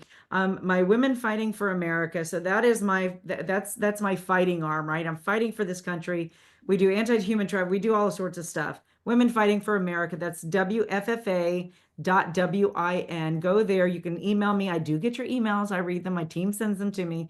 On the security and defense side, if you guys are interested in risk mitigation, or if you have questions about that, I'm more than happy to just answer. It won't cost you anything. Just call me up and ask us. It's Kennedy International Logistics and Services, and you can go to our website, kennedyint.com. That's kennedyint.com. You can look at and see what we are all about. And yeah, get a hold of me. I love chit chat, and I love to talk to other like-minded individuals.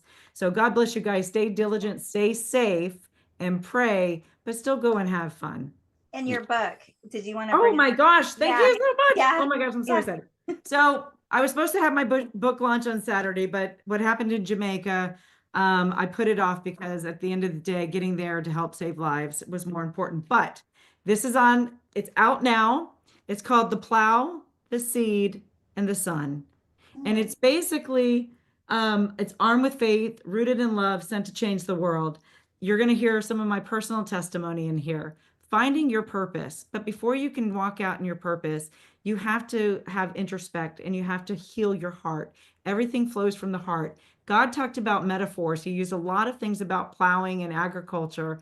I am a Russian Jew on my mother's side. I'm from the Ashkenazi line. So I'm from Matinskis. My family fled Stalin. And on my father's side, I'm a Cherokee Indian. So I'm a little feisty. So this book is my story of how God got a hold of me. And it changed my life. The plow is God, the seed is you, and the sun is Jesus Christ. So This is a great read. I hope and pray everybody gets a hold of it. You can go to ChristieHutcherson.com, ChristieHutcherson.com. It's available on Amazon too. So God bless you guys. It's a great read. Thank you so much, Saul. And we're going to have you come back for sure. Now we're going straight to the intel round. I got to get Mike up here because, he's always trying to skate out early in the last couple of weeks. So, Mike, gosh darn it, what happened in New York City? I am telling you, the Christian Pillar is going to work on a story, okay? And I want you to hear me out on this. We're really focusing on saying, hey, the churches dropped the ball here. Over the years, the leaders in the churches were more worried about their numbers than actually putting out the anti-Christian behavior that the Democrat Party's been doing for several years. Okay? So make no mistake, Christian leaders got to be held accountable. We got to make some changes in the church. It's got to happen right now. But what do you want to say for this week's intel round? Let's get started state to state. Mike, what you think? Well, first of all, you got to realize that 48% of the population in New York City is foreign born. Okay, over the 4 years of Joe Biden, he brought in so many immigrants, he flooded the place, changing the demographics. Secondly, like our guest was talking about Islam, all these schools in New York City have large Islamic studies centers. Okay, so you have all the pro-Palestine people coming into Columbia University, NYU, Baruch College, all the city colleges are flooded. And that's where he got that's how we won this election. He went to the young people. 89% of the women that are aged 21 to 29 voted for Bandami during this election. 89%. So that gives you an understanding of how he got elected and what he did to do it. Now, the other thing you got to understand is we live in the end times. And we know that the United States is going to have to take a backseat so that the Antichrist, right? The Bible tells us he starts small and he waxes great. And so this is the beginning of the undermining of America, unfortunately. That people can't see basic right from wrong.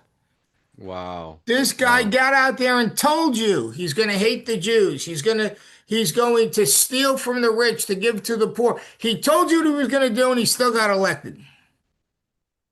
Wow. On that note, Megasa, what's your response to what Mike's saying? Because New York is no longer free.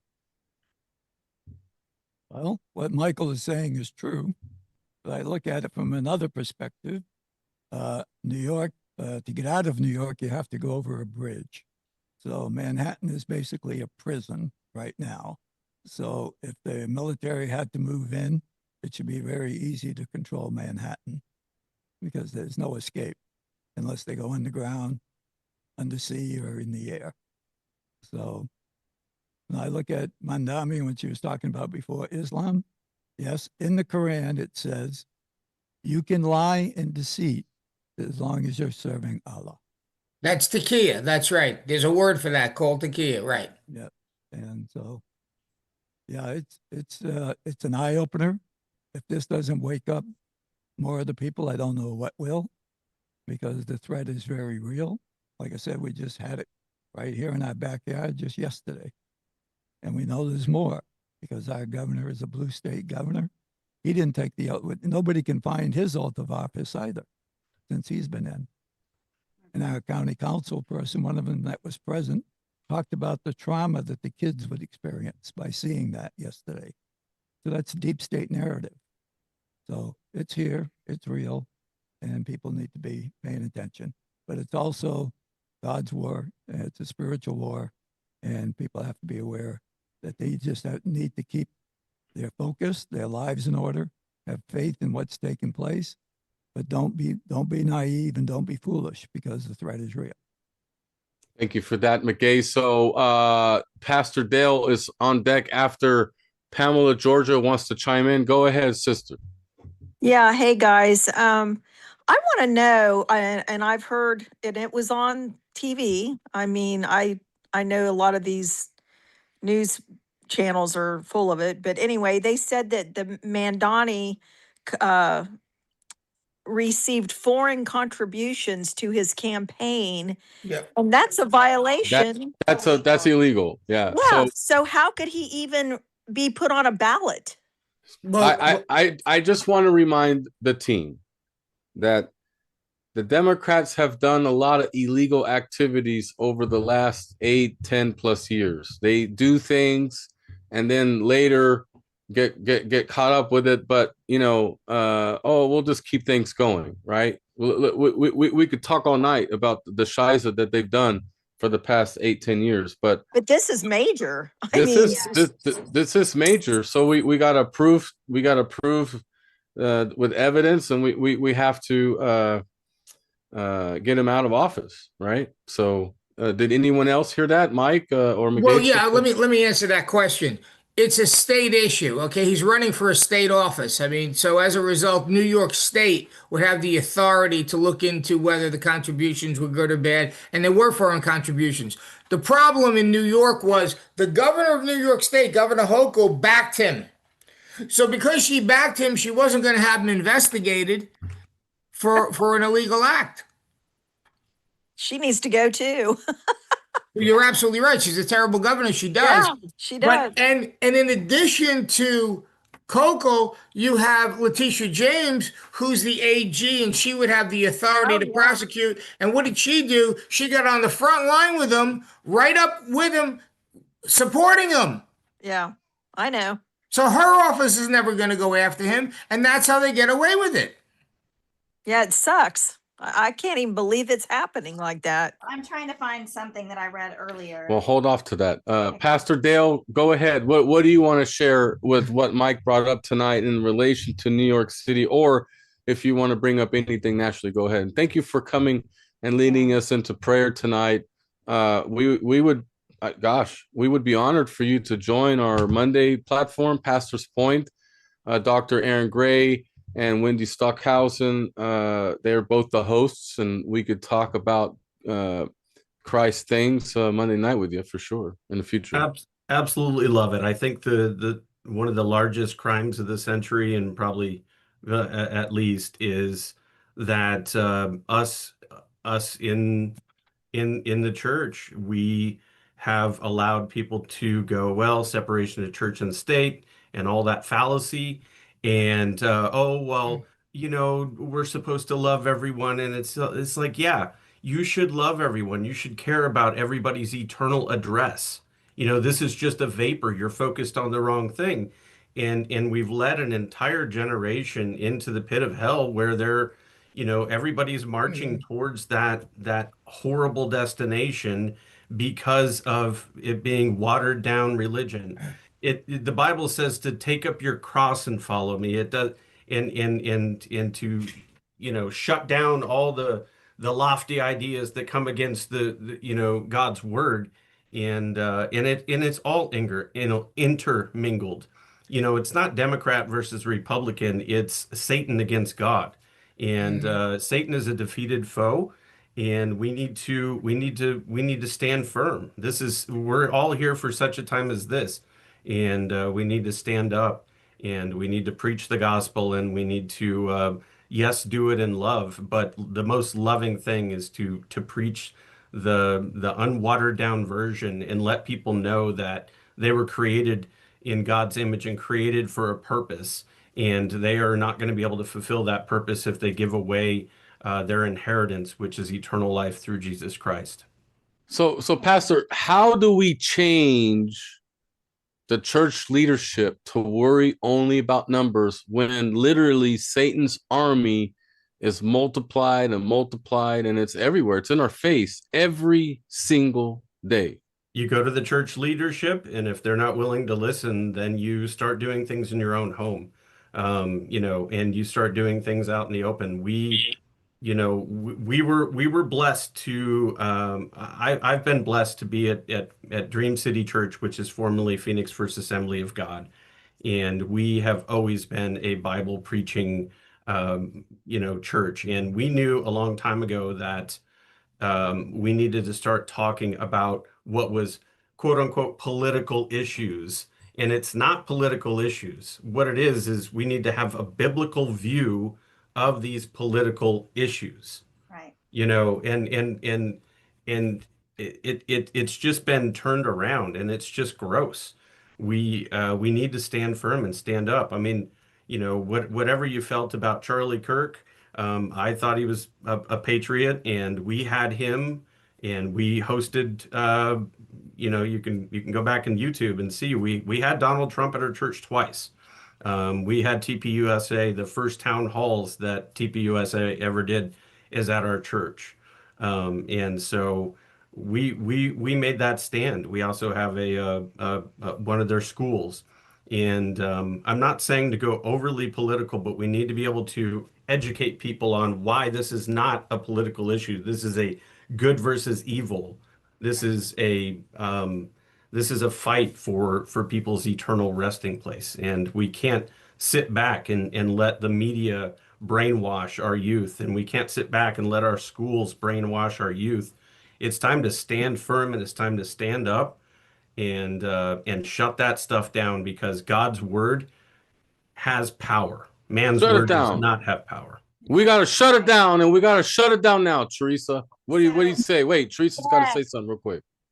Then you. Amen. I feel the same way. I'm so glad to hear that you feel this way, Pastor. We need a lot more of this, because, you know, these pastors and these Christians who claim to be, you know, Christians, they say, well, I'm not voting for Trump. Well, guess what? You're voting for Biden or whoever that, you know, is even worse than him. You know, at least he's a believer, you know, just because you don't like his personality, you know, so you're already voting for the wrong side by not voting at all, you know, or standing firm to what is biblical, you know. So it's just really disgusting to me that, you know, it's really sad that we are definitely in the beginning of the end, because he tells us there's going to be so many deceived. But I have one more comment, Mike. I was thinking about what you said. It was Biden that brought in all these Muslims. And I'm sorry. I lived in South Florida for 5 years, and it was Obama that brought in all the Muslims, because I won't forget seeing them in our malls and complaining about how they didn't like that Florida didn't have their kind of food. You know, so it was long before Biden. It was Obama that dumped them all in Florida. Well, wait. Make no mistake, Teresa, that Biden's open border did allow a lot more to come across. But Valerie has something to share, and I don't really know if we were able to vet this yet or not.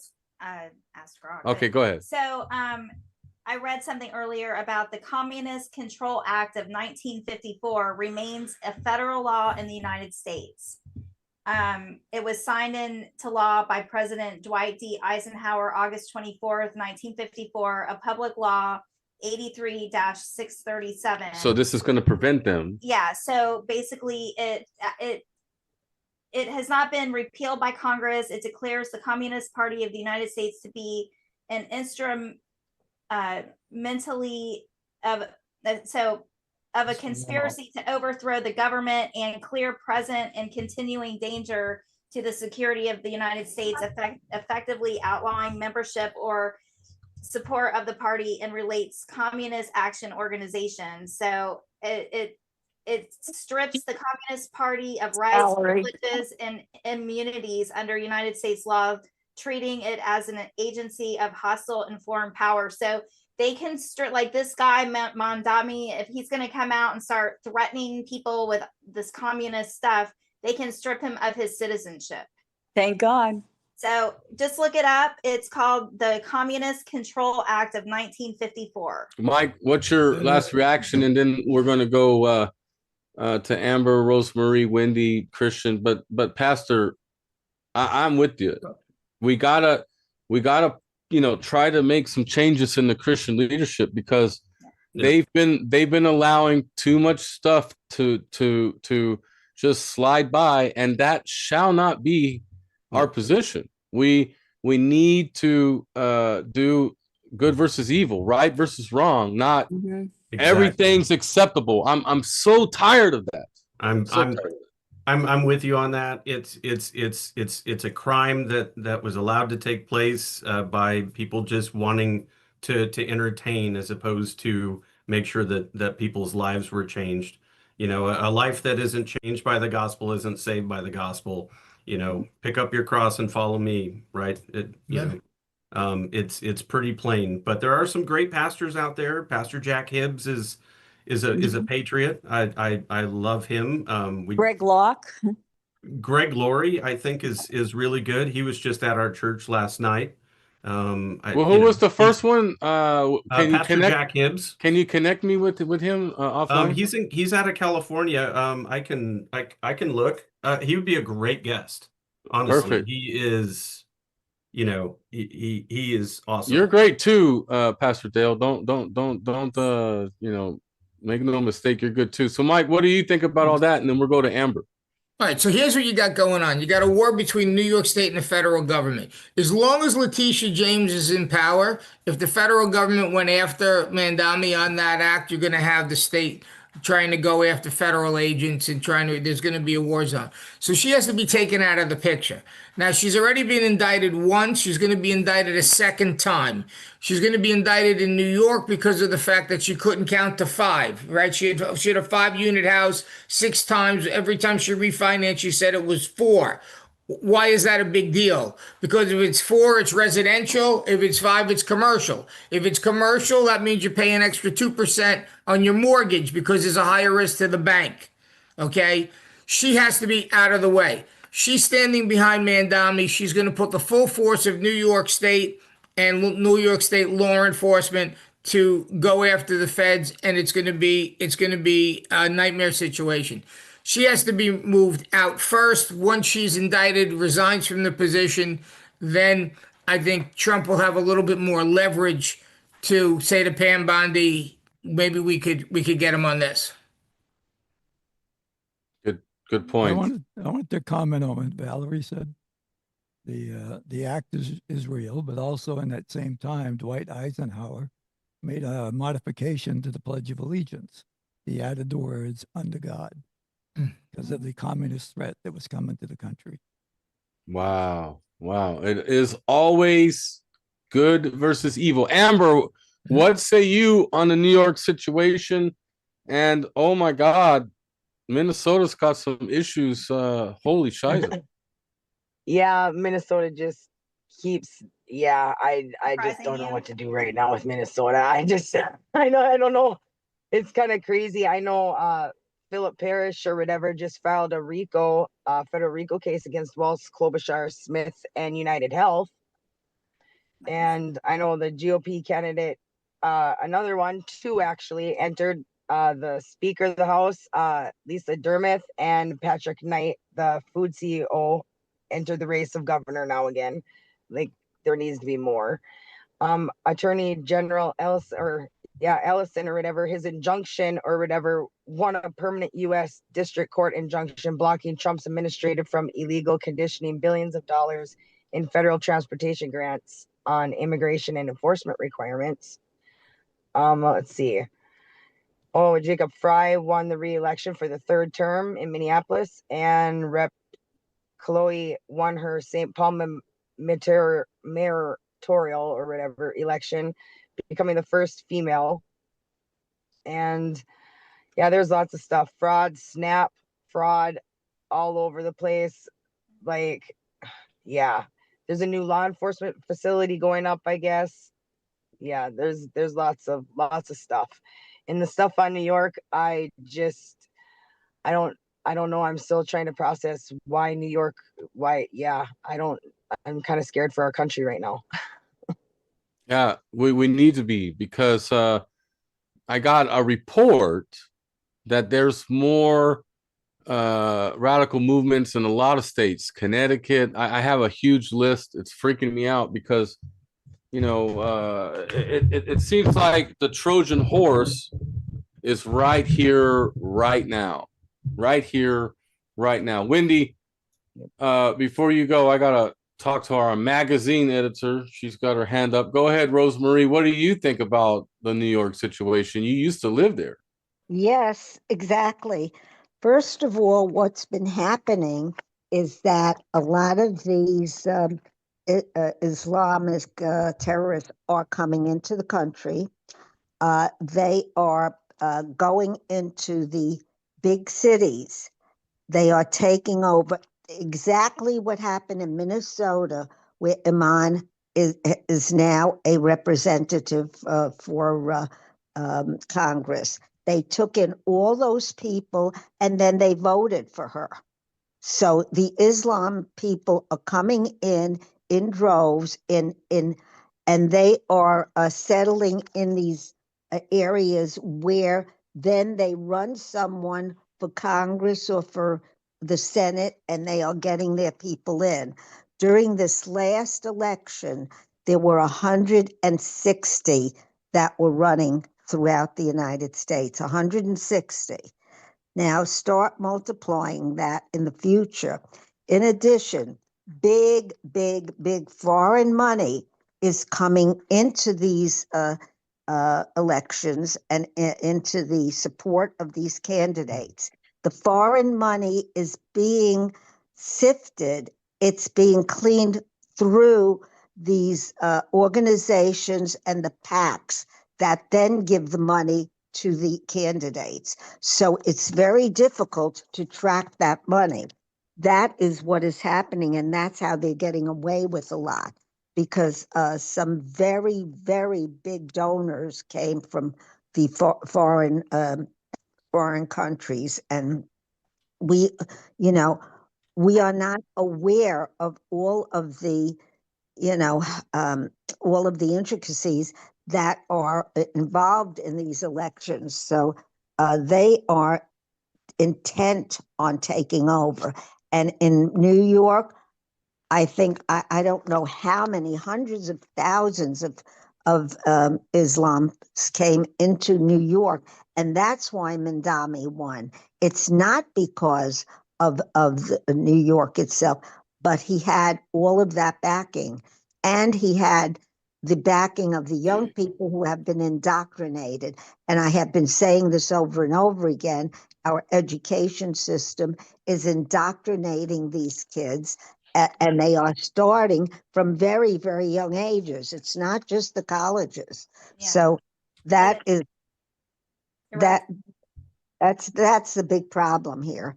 And it's I don't know how we can fight it, because at this point, either we put up candidates and we get behind them, or I think we've got a big problem ahead of us. Well, I think that if you're not born in the United States and you're foreign, you should not be able to hold public office. Now, here's the problem.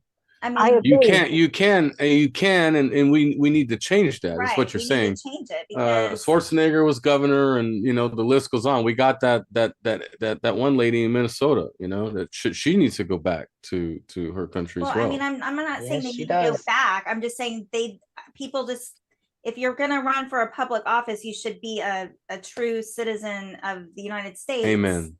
And maybe Yep. that's how we stop this. I don't know, but That's probably how we stop it. So, Pastor Dale, we just pinged Pastor Hibbs. So Awesome. thank you for sending that link to us, and you're always welcome to be with us, and I'll try to coordinate a time for you to join our Pastor's Point program as well. So Yeah, it'd be a lot of fun. Thank you all for having me. I have an early start in the morning, so I'm going to go ahead and jet. But God bless you all. It's been a no pleasure. problem. You're always welcome, sir. Thank you. Thank so you. I'm going to be adding Ron Nevada up here. Wendy, what do you think? I mean, we've been warning people for a while that this stuff's going, it's already hit Michigan. Now it's New York City. It's going into Connecticut. What do you think? Well, look, I agree with everything pretty much that has been said. Everybody's been right. I just think that we need to remember a couple of things here. If we look to the scriptures, which is where I go to look, if we look to the Old Testament, God's judgment always took place with his people by allowing the enemy of the people to overtake them to a large extent because they kept turning away and serving other gods. We know that America has in many ways turned its back on God. The Christians did drop the ball back in the day when they said, "Oh, abortion doesn't really affect us." They didn't, it's okay. It'll be, and they started they allowed prayer to be taken out of schools. Years and years ago, they used to use the Bible actually in Harvard. Okay. They removed that. So when we didn't speak up against that evil, silence is agreement. And when the church didn't rise up and speak up against that evil, we effectively okayed it.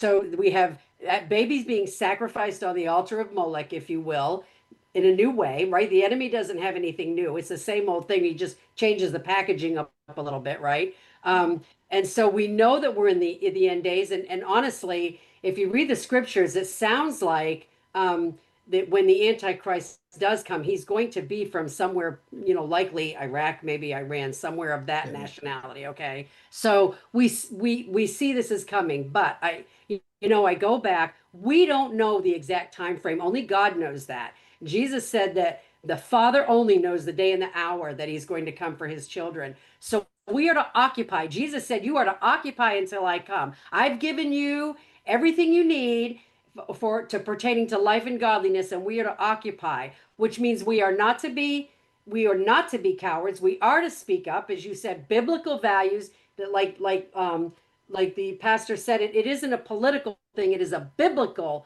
thing. And if we can get to the people and make them understand, they don't see, we've been out here saying we're Christians, but we don't live like Christians. We don't have the power of God working in and through us. A lot of us, we just kind of go along and do our Sunday morning thing, and then we do our thing outside of that, and there is we don't declare, we don't speak in the power of God because, quite frankly, a lot of us don't really believe it. Okay, so we don't speak to that.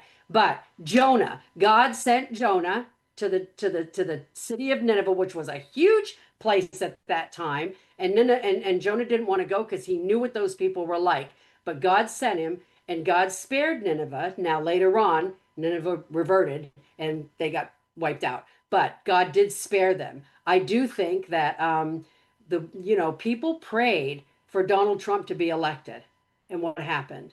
People prayed against the demonic activity that's gone on in this country, and Ms. Hutcherson when she was responding to Amber's question, she really said something. By the way, she said something that Amber said earlier, which was that the Democrats they don't look at this, the Republicans, the conservatives, we look at this as political. The Democrats look at this as war, and they're strategizing to that end.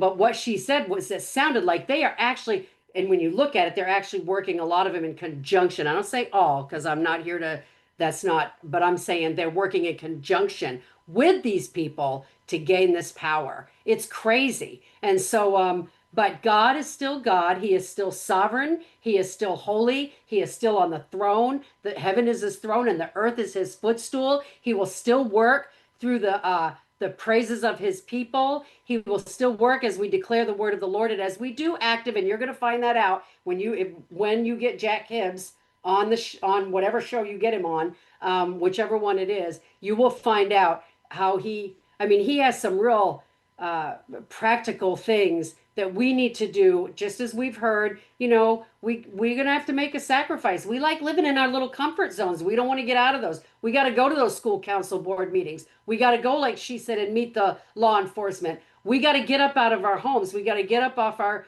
little rear ends and get out and actually serve God in whatever capacity God is calling us to serve him. And like Ms. Hutcherson was talking about tonight, what she does is actually, that's her call. And so we have to do that. But I just go back to, we don't know when the day and the hour is, so we have to occupy. This fight isn't over. Ephesians 6, we wrestle not against flesh and blood, but against principalities and powers and spiritual wickedness in high places. And it is the word of God alone that the enemy has to bow his knee to. That's it. The word of God alone that the enemy has to bow his knee to. So that's my take. It's sad. It's scary in the flesh to see this happening. Never did I think I would see this when I was young, ever. But you can just see the trajectory, how they've gone in. We need to go in and fight for our schools. I know there's a organization out there right now that is that is bringing the Bible back into school. It's actually in South Carolina. I actually linked up with them earlier, to go to our schools and to bring the Bible, because that's our constitutional, under the Constitution, what this country was founded on. That's our right. They can't, how we gave the enemy the authority to kick us out is insane. But again, you're right. The church dropped the ball, and but we are here for such a time as this, as Pastor said, and we just need to rise up in that and believe, and just believe God, regardless of what happens. We may be, so Thank it. you. Thank you, Wendy. And your family to us, and hopefully you and Neil talk each other into driving instead of flying. I think we are. We're actually talking about that now. You guys come and hang out for a couple of days right here. You'd love it. Thank you for that. Christian, California, our state director there. Mike brings up a good point, and the team is very frustrated. And look, who cares about Madani? Allegedly, he turned down his swearing in, so that's already. He says, I'm not going to swear in because I think the system's flawed. So okay, you're not going to swear in, so let's get your butt out of there. What say you, Christian, and what's your position in all this? Go ahead. I think that he should not be. If he's not going to swear in, then he should not hold the position. But I have a couple other things to say. Something about the see something, say something. When you see things like, don't just think that bombs and stuff like that are in cardboard boxes or backpacks. They're not. They put them in things like, if you see a fire extinguisher in a location that it's not supposed to be there, that is something to look at and say, that's a problem. Don't think that it's just gunpowder and stuff. You can make bombs out of soda bottles. So if you see soda bottles that are in locations where no one's around, that's a problem. So see something, say something, but be aware that bombs can be made out of Coca-Cola bottles or other soda bottles. They're not just a cardboard box. It's not a round ball with a fuse on it. So if you see something, say something. As far as what's going on in California, we all know that Prop 50 passed. It's going to be challenged in the courts, most likely, and you'll have to wait for that to go through the system before other states can undo what California just did to try to undo the gerrymandering in Texas. So that's what I have to say. Be aware. Thank you, Christian. We appreciate your leadership with California data. Christian pillar leader, Teresa, you feel you might not feel, but you hear my passion of how I spoke with Wendy earlier today while we were driving back from the Space Coast of Florida back home. The churches are at fault with all this radical stuff that's gone on in our country. I agree. I've been saying that for a long time. I feel like, at least from the 60s, that our parents grew up, they were like, all we were supposed to be polite and just, and be silent and not, fight anything, it was, just wasn't the Christian thing to do or whatever. I don't know, but I think they just let it just all slide, and it just got too far. Just like I'm worried now about the Muslims, they've been planning this takeover, and like I said, I believe it's been happening ever since Obama. He started putting these cells in way back when. So this didn't happen just recently, even with the open borders. This has been going on for a long time, this plan. So I think that, it's time for the pastors, the churches, everybody to stand up firm and stop allowing all this evil to just take control. I agree. We are in the beginning of the end, but it doesn't mean we have to sit here and take it, and I think we need to fight back, I got to just tell you guys, we're out of time. We're out of time, and now we need to be proactive and stop being reactive, because the time is now. Exactly. I appreciate you, sister, and your first webinar needs to reflect the story, right? Where America's foundation, Christianity, our families would go on Sundays. It was all about Jesus, and then slowly Satan and his army was chipping away from the family unit and Christ, slowly. And now it's just overtaken. Brett, our resiliency pillar leader, what do you say about the situation? And then we'll go to Ron, Victoria, and then we'll open it up to state to state. Well, I don't have anything to add what's been said, and I agree with it. What I will say is sometimes you get to feel hopeless about all this. What can we do now that somebody's elected into this office? And what can we do? We've got all these terrorist organizations, these sleeper cells, and you can't let that keep you awake. And what Pastor Wendy was saying, get involved. And my soapbox is neighbors helping neighbors, and get involved with your neighbors. And when you know who's around you, that's what Christie was saying. Start those conversations and get the feel for the people. And that's neighbors helping neighbors is also anti-terrorism. And hey, maybe you'll change hearts while you're in the process of this. So don't think of it as this is hopeless and there's nothing we can do. It starts with yourself. It starts inside of you, and then sharing God's love with others. Amen. With that, thank you, Brett. You're always a man with the better words than me. Ron, Nevada, don't give me your update just yet. It'll come. But what do you think about the situation in New York? What Mike brought up. Okay, few thoughts here. I listened to Chris Sanders, One American News, and I thought what he had to say was really interesting. He said that there was a lot of people that came into New York because of Biden. And the problem was that New York was handing out driver's licenses like candy. So once they had driver's licenses, it was easy for them to vote, even if they were illegals. They had the driver's license, they were able to vote. And he believes that there was a lot of fraud that occurred during this election of this communist. The other thing is, I think it was Teresa, she is totally correct. Obama started everything. He put people in different states, and he put enough of these Arabs in certain places. So now that they're getting into the politics, and one thing we can do that nobody's mentioned is contacting your representatives and make them aware of the threat of this Islam taking over. And in fact, here in Nevada, one of the Democratic legislatures proposed a bill to have Islam Day. Here in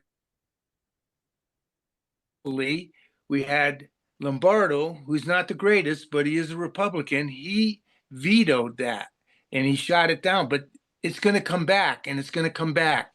And hopefully we still have a Republican that will shoot it down. Lombardo vetoed the most bills that he's ever vetoed in this last Democratic, whatever happened there with bills.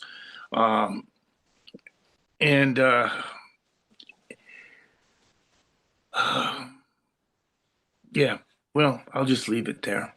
Oh, thanks, Ron, for sharing that. We're going to go to Hawaii State Leader Victoria. She we missed her last week. Welcome back. What do you think about this New York situation? And then we're gonna go right to state and open mic. Man, what a night, guys. Thank you, Victoria. Thank you. Go ahead. Yeah. Apologies for my tardiness. I thought Trump kind of got it right, when he backed the Democrat. I'd rather back a Democrat than back a socialist. And when I saw that on TV, my first thing that came to me was that I see New York seceding from the Union. And I don't know if that's going to happen or not, but a very good point is that they are, on an island, and it is very much under attack right now, and that the people need to rise up, and that we are the church, and we are the ones that are putting up the fight, and that where we go, God goes, and we don't need the walls of a church to take the church with us. It goes without walls with each of us, with wherever we go. And I don't know, we don't have anybody with RAF in New York, but that's definitely a place that needs help right now, and prayer, a lot of prayer. No, there's a New Yorker on. Kathy, if you're not asleep, can you unmute? You need to be freaking out. Kathy.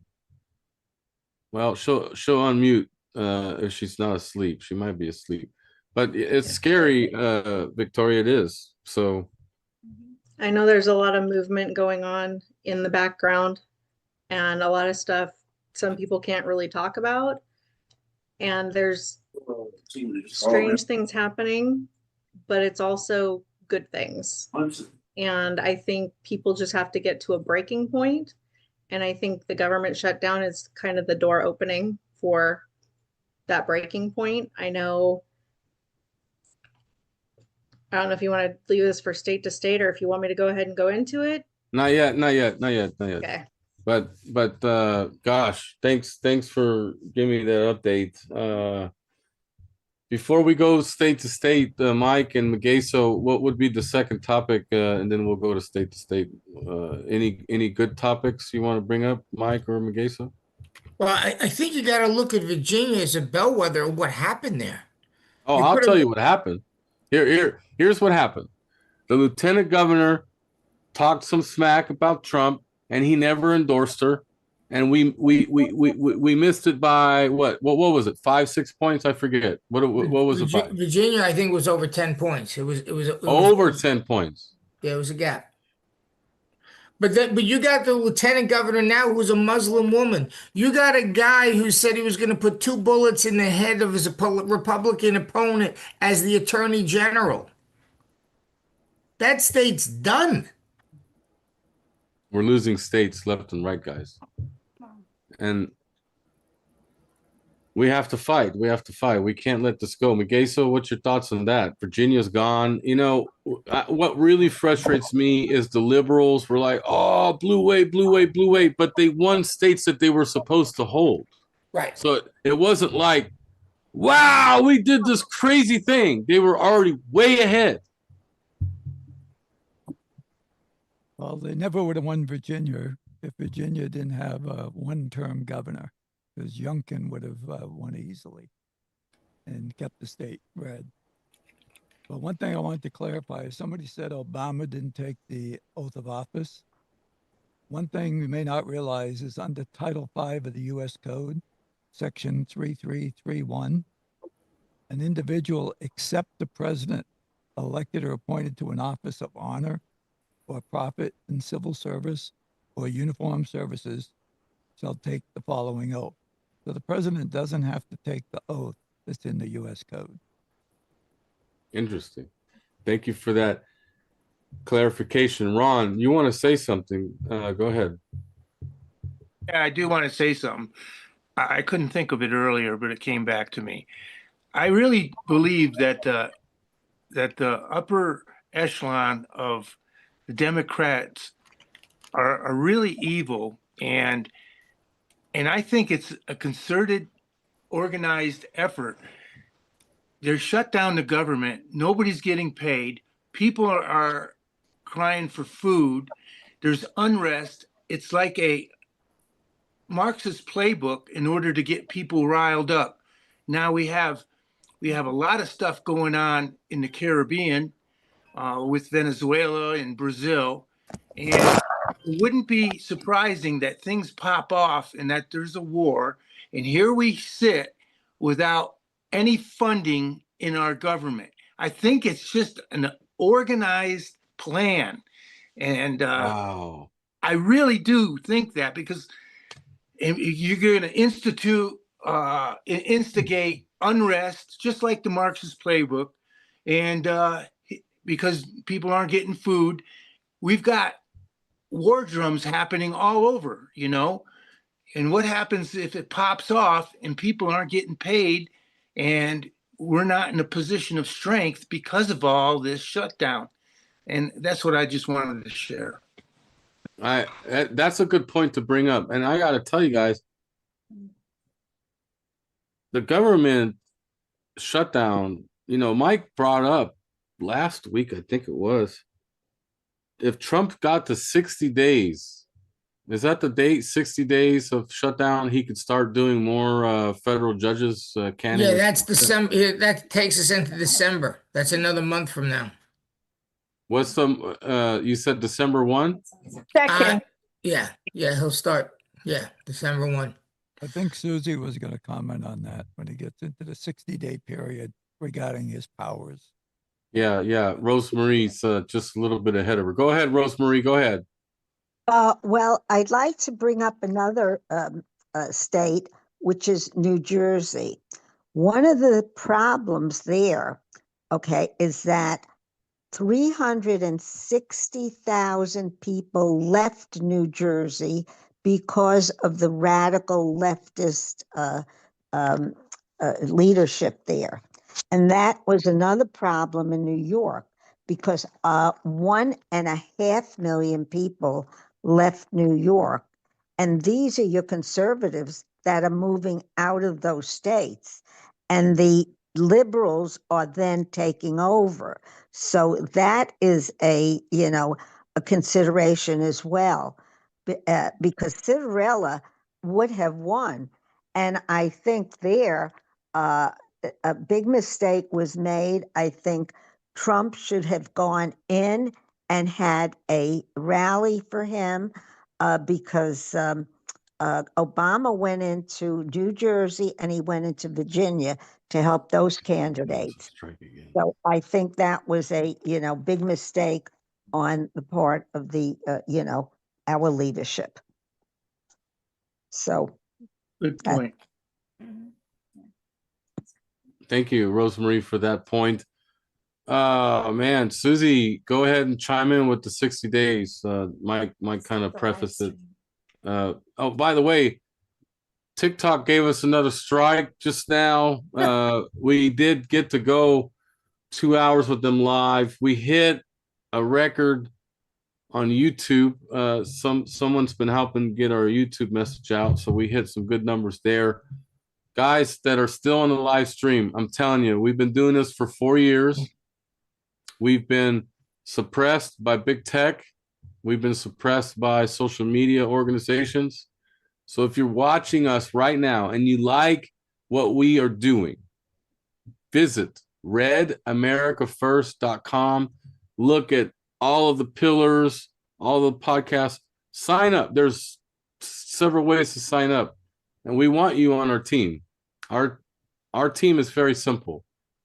Brothers and sisters of Christ that believe that what our founding fathers started this nation upon, we need to go back to we just went off the rails, and think of it as a train getting derailed. We need to get our train back on, and we need to go forward. This turned into a circus now. Susie, go ahead with your 60 days. Okay, I don't have the data right in front of me, but I just want, there is an interesting article on SCOTUS blog that you can follow about Supreme Court allows Trump to remove agency heads without cause.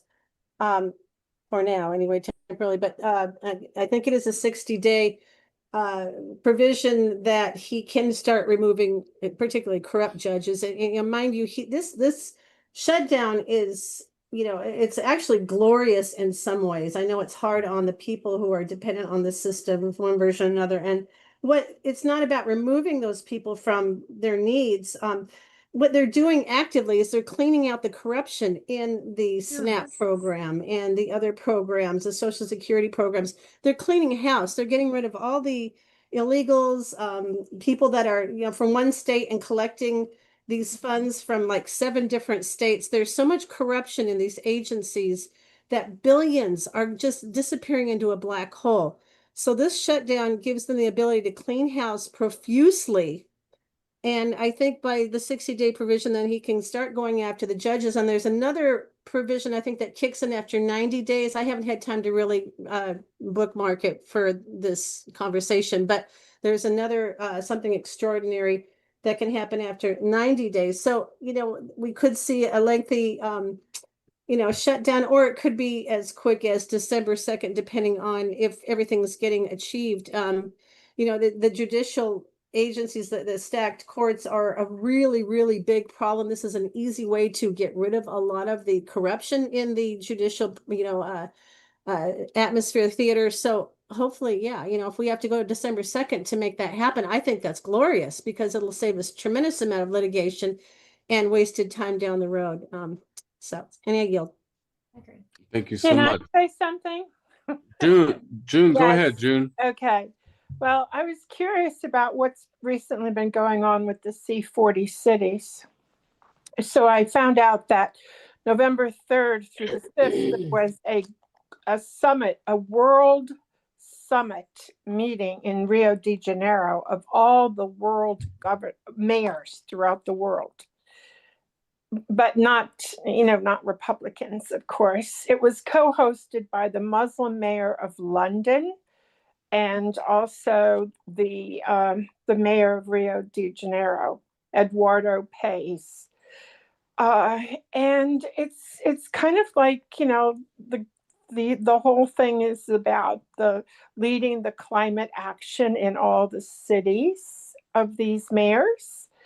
And they're pretty serious. There's 100 cities in the United States that are involved in this. And, I was a little confused when, Trump was on just this week supporting the mayor of Miami, who is supposedly Republican.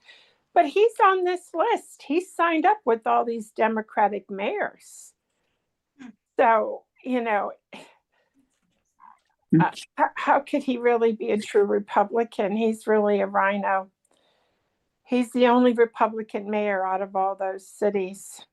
But we have a lot of those rhinos everywhere. In Oh, our wow. country. Do I have a Ugh, story to tell you guys? And awful. state to state intel when we talk about Florida, it's getting Yeah. it's getting really bad. But And I'm then I have another question about that Moms for Liberty. I sent you an email on that, Ashley. I read about this, and for first I thought, oh my God, that's terrible. But then I thought, oh my God, they're trying to smear her character. You know, the Moms for Liberty, she's down in that Saratoga area. Her name's Bridget Ziegler.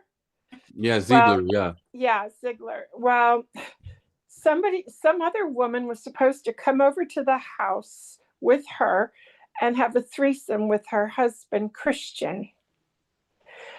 And yeah, but wait. Just to clarify, that whole thing was a sham. Yeah. It was it, and we're gonna talk it when we get to Florida, but we'll wait, cover it that. is a sham. So she still is the head of Moms for Liberty. No, she's not the head. She's part of it. She's not the head. Well, she's the co-founder. of it. Christian Ziegler was the chairman of Florida GOP. Right. We'll definitely will cover this topic in the Florida portion. Yeah, for sure. Oh, okay. All righty. That's all right. That's all I wanted to say. No problem. So we're going to go right now to state, and this is how it's going to go. Ron's going to go first, and Mike's going to go second. Mike, Brett, Rosemary, Tom to cover Florida. Tom might be asleep. I don't know. But we'll cover Florida just because of the East Coast being 1 o'clock. Then we'll trickle South Carolina, Tennessee, and then we'll end up getting to the west side of the nation. But I'm only starting with Ron because he always has a good example for the team. So let's see if he brushing up his skills and racked and stacked his priority message for tonight. Go ahead, Ron. What's going on in Nevada? And then again, Mike, Valerie, Brett, Rosemary, and whoever, Tom, and whoever else is on Florida, and then we'll go to other eastern states. Go ahead, Ron. Go ahead. Okay, you can hear me, right? Lima Charlie. All right. Well, then, here we go with that.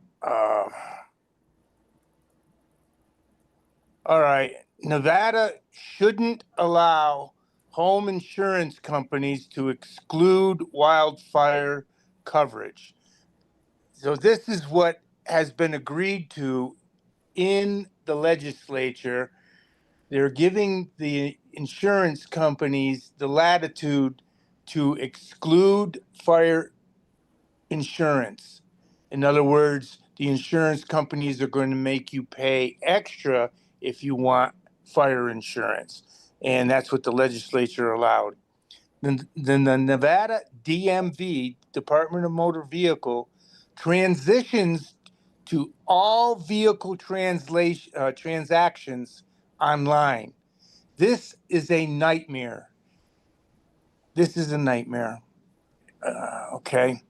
Nevada refuses the ransom in cyber attack and spends $1.5 million on recovery efforts after the state was hacked.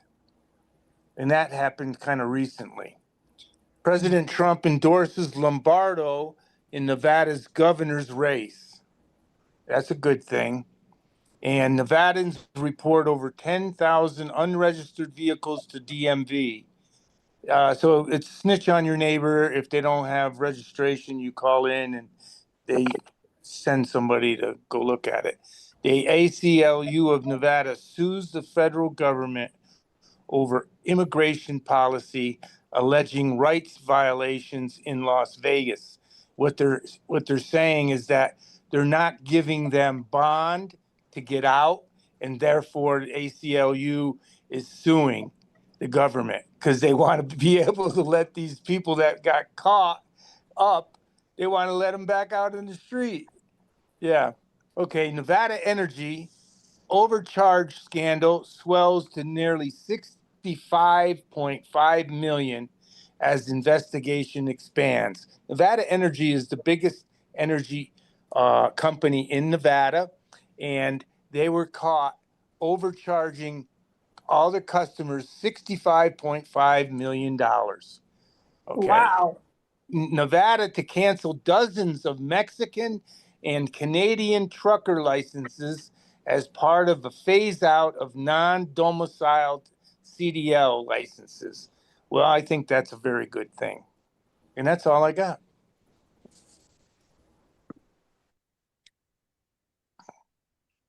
That's all, folks. Okay. All right, let's talk about Florida.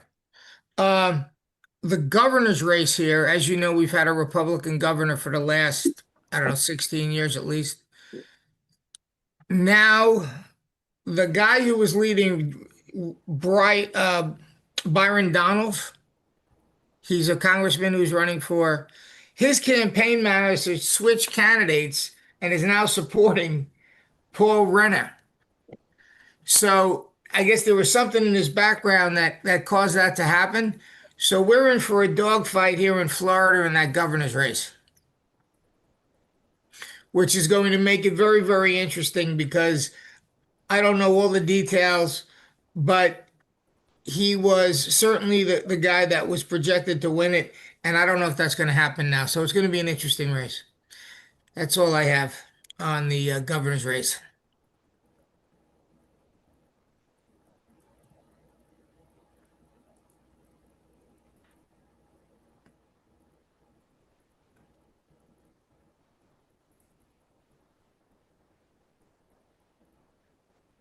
Brett, you're next up.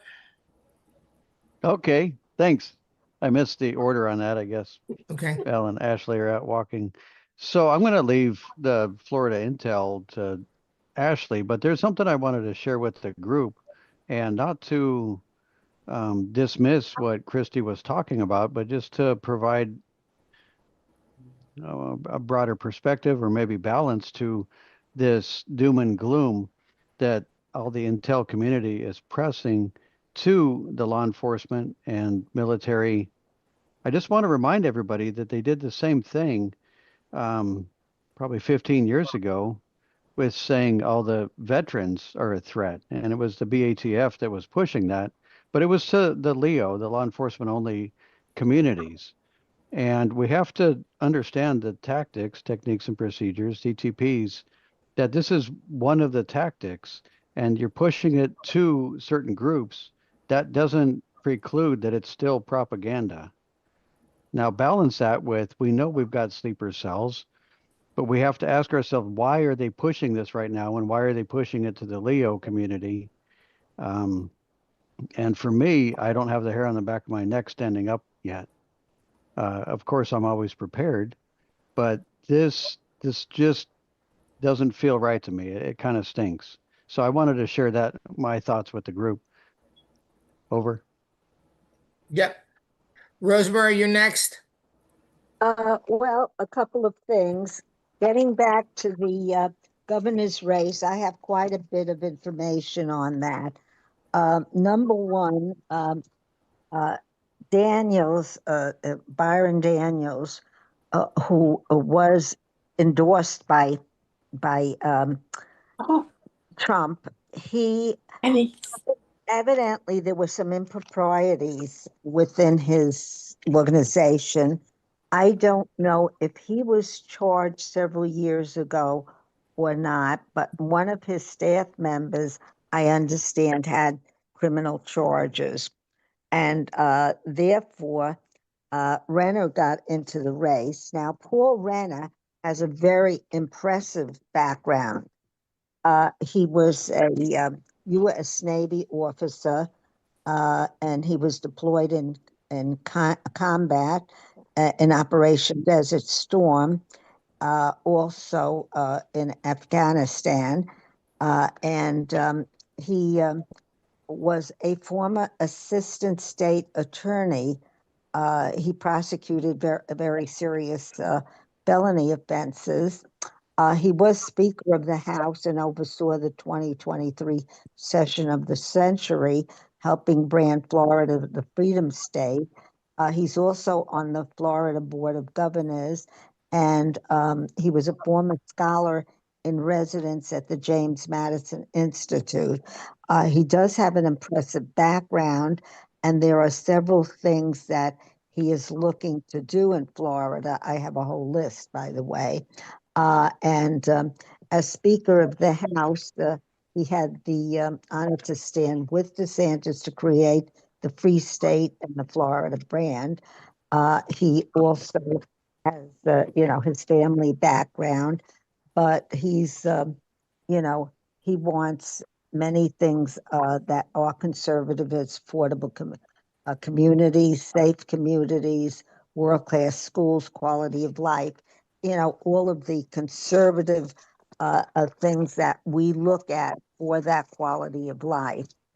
He seems to be a very good candidate. I don't know, but we will have to see against Daniels what's going to happen. He has, as I said, a whole list of things on his agenda, which I'm not going to read now. I think he is impressive. Now, in addition,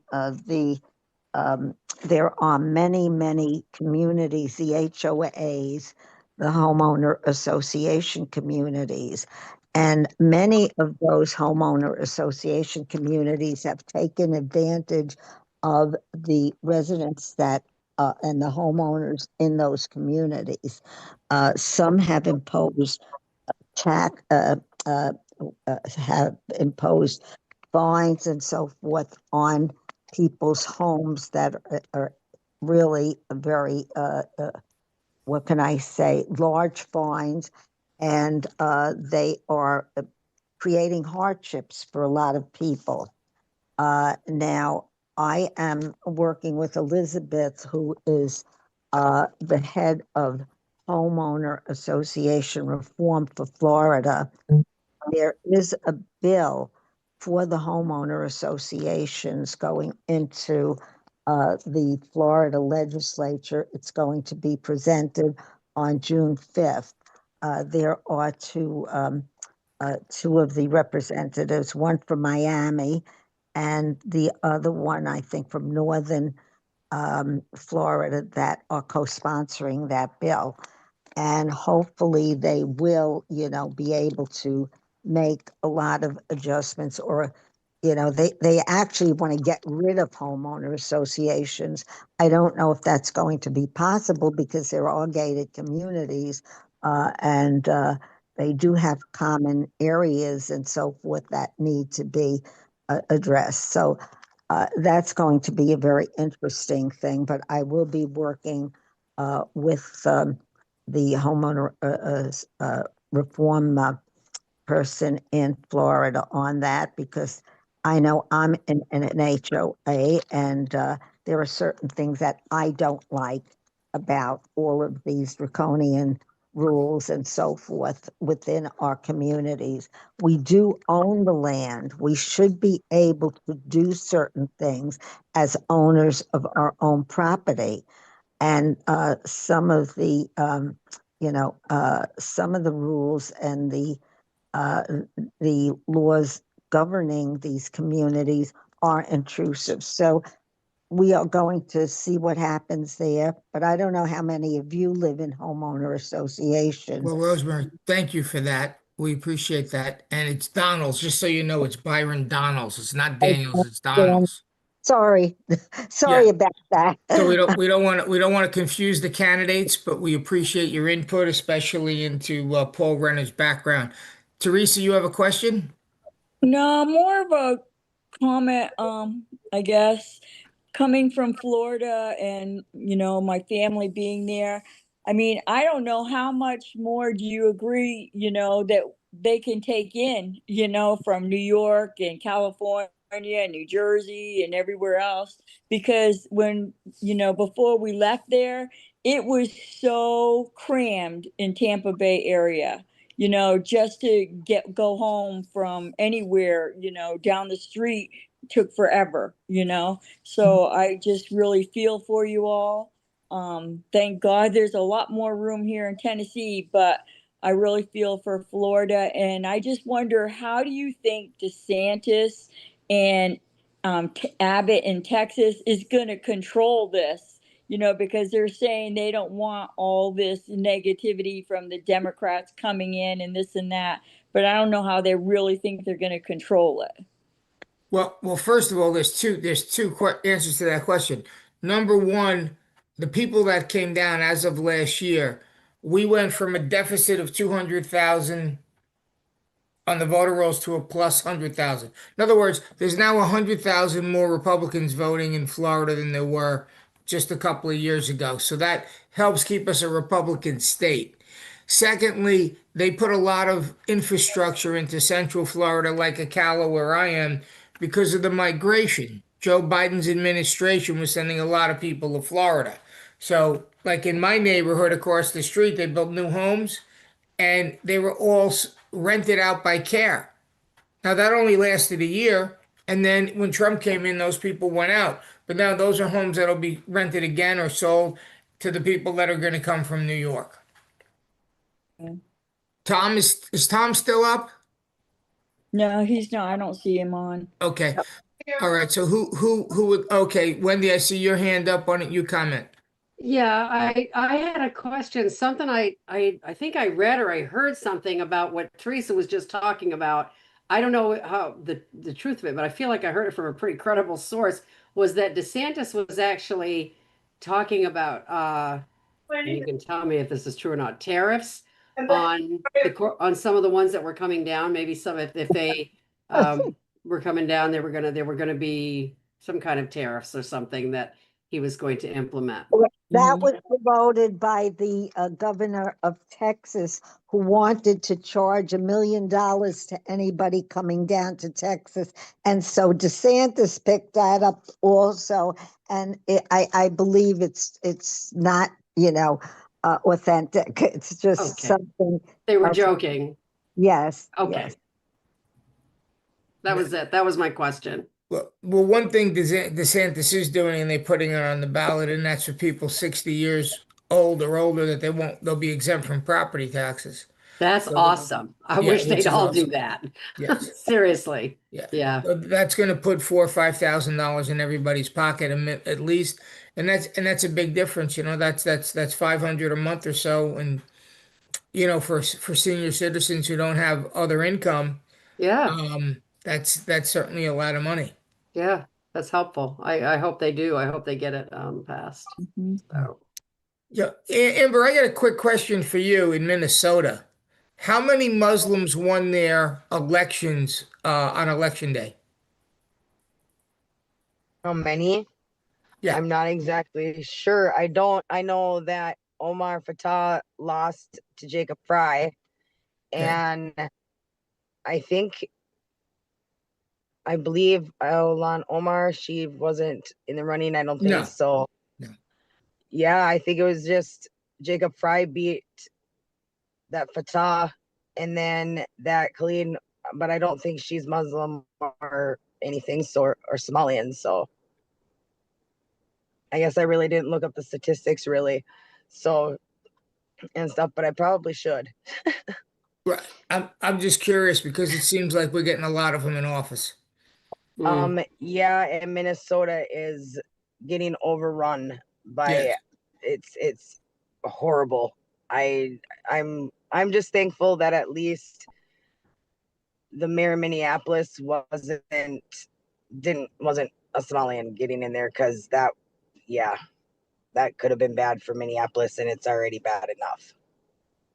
And that was by design by President Obama. Oh, I'm sure. I'm gathering that, because I think he planted how many of them in here when he was in office, like, what was it, 44,000 or something like that? Yep. So it was, it was, I don't know. I live quite a far way up north, so it's affecting us, but not as bad up this way. So I'm just kind of anticipating and waiting how long it's going to take before it really starts moving up north further, so It's only a matter of time. Well, I mean, you guys were a pretty conservative state up until the migration hit. Yes. And I don't know what happened. Minnesota doesn't look like the same Minnesota that I grew up in right now. No, that So was it's concerning, very, very concerning, because I got kids and grandkids, and I don't know what direction Minnesota's going in right now, because it's not a direction that I recognize. Yeah, that was by design. That he took a somewhat unpopulated state, populated it with radical Muslims as a test case, let them multiply, and now you have the result. Agreed. Yeah, we need to send them back. Under that. We need to send them definitely back. Like even Omar, all the things that she's treasonously said and all, why hasn't anybody removed her? That's a very good question. The more and more I keep reading, the more and more that keeps coming out. The fact that her and that Omar Fattah have pledged their allegiance to Somalia, and that Somalia president is their president and everything. I'm like, how the heck can you still, like, I don't understand. Like, I really don't. Like, if it was any normal person, we would have been called out on it and be in probably jail right now. You know, because in the real world, you're guilty until proven innocent. Yeah, I how know much more are we supposed to be realistically it's patient? supposed to be innocent until proven guilty, but that's not how it really works. Anybody who's ever dealt with the judicial system knows that. Well, I'll explain to you what happened. In 2009, when Obama got in office, he changed the hiring practices at the federal agencies, particularly at the FBI. What he did is he went and he had them recruit out of very liberal schools. So on paper, they look great. You're getting people from Harvard, from Columbia, from Stanford, all these schools from Princeton, that have great names, but they're all liberals. So it took a law enforcement agency that was always at least half conservative, and it swung it all the way to the left to make it 90% liberal. Once they did that, what they did was they put in DEI hiring practices for management. Okay, so if you wanted to be a manager in the FBI and you wanted to make it to Washington, you had to fit into a certain category. Okay, like myself, when I went through the management program and I was up against a woman of color, okay, even though her grade point average in college was 1.7 and mine was 3.5, she got the job, not me. Okay, was she able to do the job? Absolutely not. 6 months later, they had to remove her from the position. She was coming to me and I had to do the work for her, and I got tired of it, and then whatever. My point is this, that by doing that, you got the entire 7th floor of the FBI in Washington, hardcore liberals. They were never going to go or investigate anybody who was on the left. That's how it happened. And now, of course, Trump had to go in this term and start cleaning out all those people. Right. Okay. He needs to definitely come and clean out a whole bunch of people throughout the whole state of Minnesota. Yeah. And it's a process and it takes a long time. Yes, it does. You know, one of the things they did was, I don't know if you remember when Steve Friend was on the program. Steve was a former FBI agent who was a whistleblower about the January 6th and how they changed the procedures. They removed him from his position. Well, they went back and Kash Patel put him back in a management position so that he could do two things. One is get rid of all the people to the left that were making these egregious decisions, and then maybe let's start recruiting some people from the right who are going to do things honestly and fairly. And it's a process. And it's unless you've lived it like I have, where I was a federal agent, it's hard to believe how many people you have on the left, and they think you're crazy if you're on the right. I mean, I was ostracized for my Christian beliefs, and it was a little bit shocking, because you would think a law enforcement officer is going to do what's right. Right. But when Obama came in and changed those hiring practices, all of a sudden the people changed. And the FBI always had an attitude anyway. When I was doing organized crime and I went to them and I asked for, for information, the guy's like, we're the FBI, we're not giving you nothing. You know what I'm saying? It was all, Right. they were very much, and unfortunately, that is how people like Omar can get away with what they do. Well, wasn't Brennan head of the CIA, and he turned into a Muslim? Yes, and he was an avowed communist. He voted for a communist in 1972. Yep, he was a bad actor there. Brennan was somebody who Obama was able to easily manipulate. And that's why Brennan went along with everything that Obama did, setting up Donald Trump. Mm-hmm. Yep. in half of the FBI force. Yes, because you got to remember again what happened because of the DEI policies. Everybody on that 7th floor. Now, if you don't know anything about the 7th floor of the FBI, that's where the management is, the management of the FBI, and they're the ones that have the oversight over the entire country. Okay. Now, the only way you can get there is if you're a liberal. You can't get there if you're a right-wing conservative. You're going to get shut out of that. You might get into management, but you're going to get stifled. They're going to put you somewhere in North Dakota. You know what I mean? You're never going to be able to make those management decisions. And that's why somebody like Merrick Garland, when he was head of the DOJ, had no problem getting the FBI to go along with going after Catholics, okay, and calling them criminals.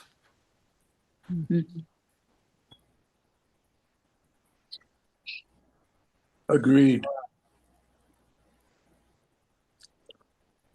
Mm-hmm. So here's something. I just want to say this.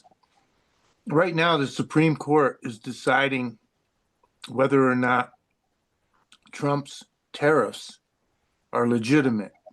Mm-hmm. And the potential to totally blow up Trump's agenda rests with the Supreme Court. If they vote against that, that is severely going to impact. The entire financial system will collapse. Guys, those that are watching live stream, next week, we're going to have the Florida governor, and we might even have Florida GOP on. And then the following week, we're going to have Colonel Douglas Macgregor. Okay. And we're also going to work on getting Qasim. Kamal Salim? Yeah, we're going to work on getting him on as well. Absolutely. Mike, we're going to work on that. And then those that are listening to the live stream, please make no mistake. RedAmericaFirst.com. Please sign up. We're going to stop the live stream and continue discussing with our team members. God bless you. We're going to see you Monday night, Pastor's Point, 8 p.m. Eastern, or next Thursday, hashtag Town Hall, Thursday, and 9 p.m. Eastern. And God bless you all. RedAmericaFirst.com. Guys, continue. Sorry, I had to. But look, make no mistake. Ron's right. The tariffs, the Supreme Court makes that ruling. Financial turmoil is near. And I think the markets already kind of know it's coming because they've been sending some notices out. Hey, market correction's coming. But Ashley, it'd be more than financial. It's his leverage that he uses against other countries. Oh, I know, but the argument the Supreme Court has is it's taxing the Americans. Well, I don't have very much faith in the Supreme Court ever since they adopted Obamacare and told everyone you have to have insurance or you're going to get fined. I thought that was totally unconstitutional. Yeah, we can't afford insurance, but we're going to get fined. Okay, what you guys have to understand about that is that was John Roberts. John Roberts, as you probably already know, was at Epstein Island. They got him on tape. That's right. Okay, so when they need a decision, boom. Now it's no longer a 5-4 court, it's a 6-3 court. So his vote can get negated. Thank God. It looks like the tariffs will be illegal because they are calling it a tax, and the only Congress. the Congress can has the power to tax, and from what I understand, because I was listening to Judge Napolitano and a few others, and they said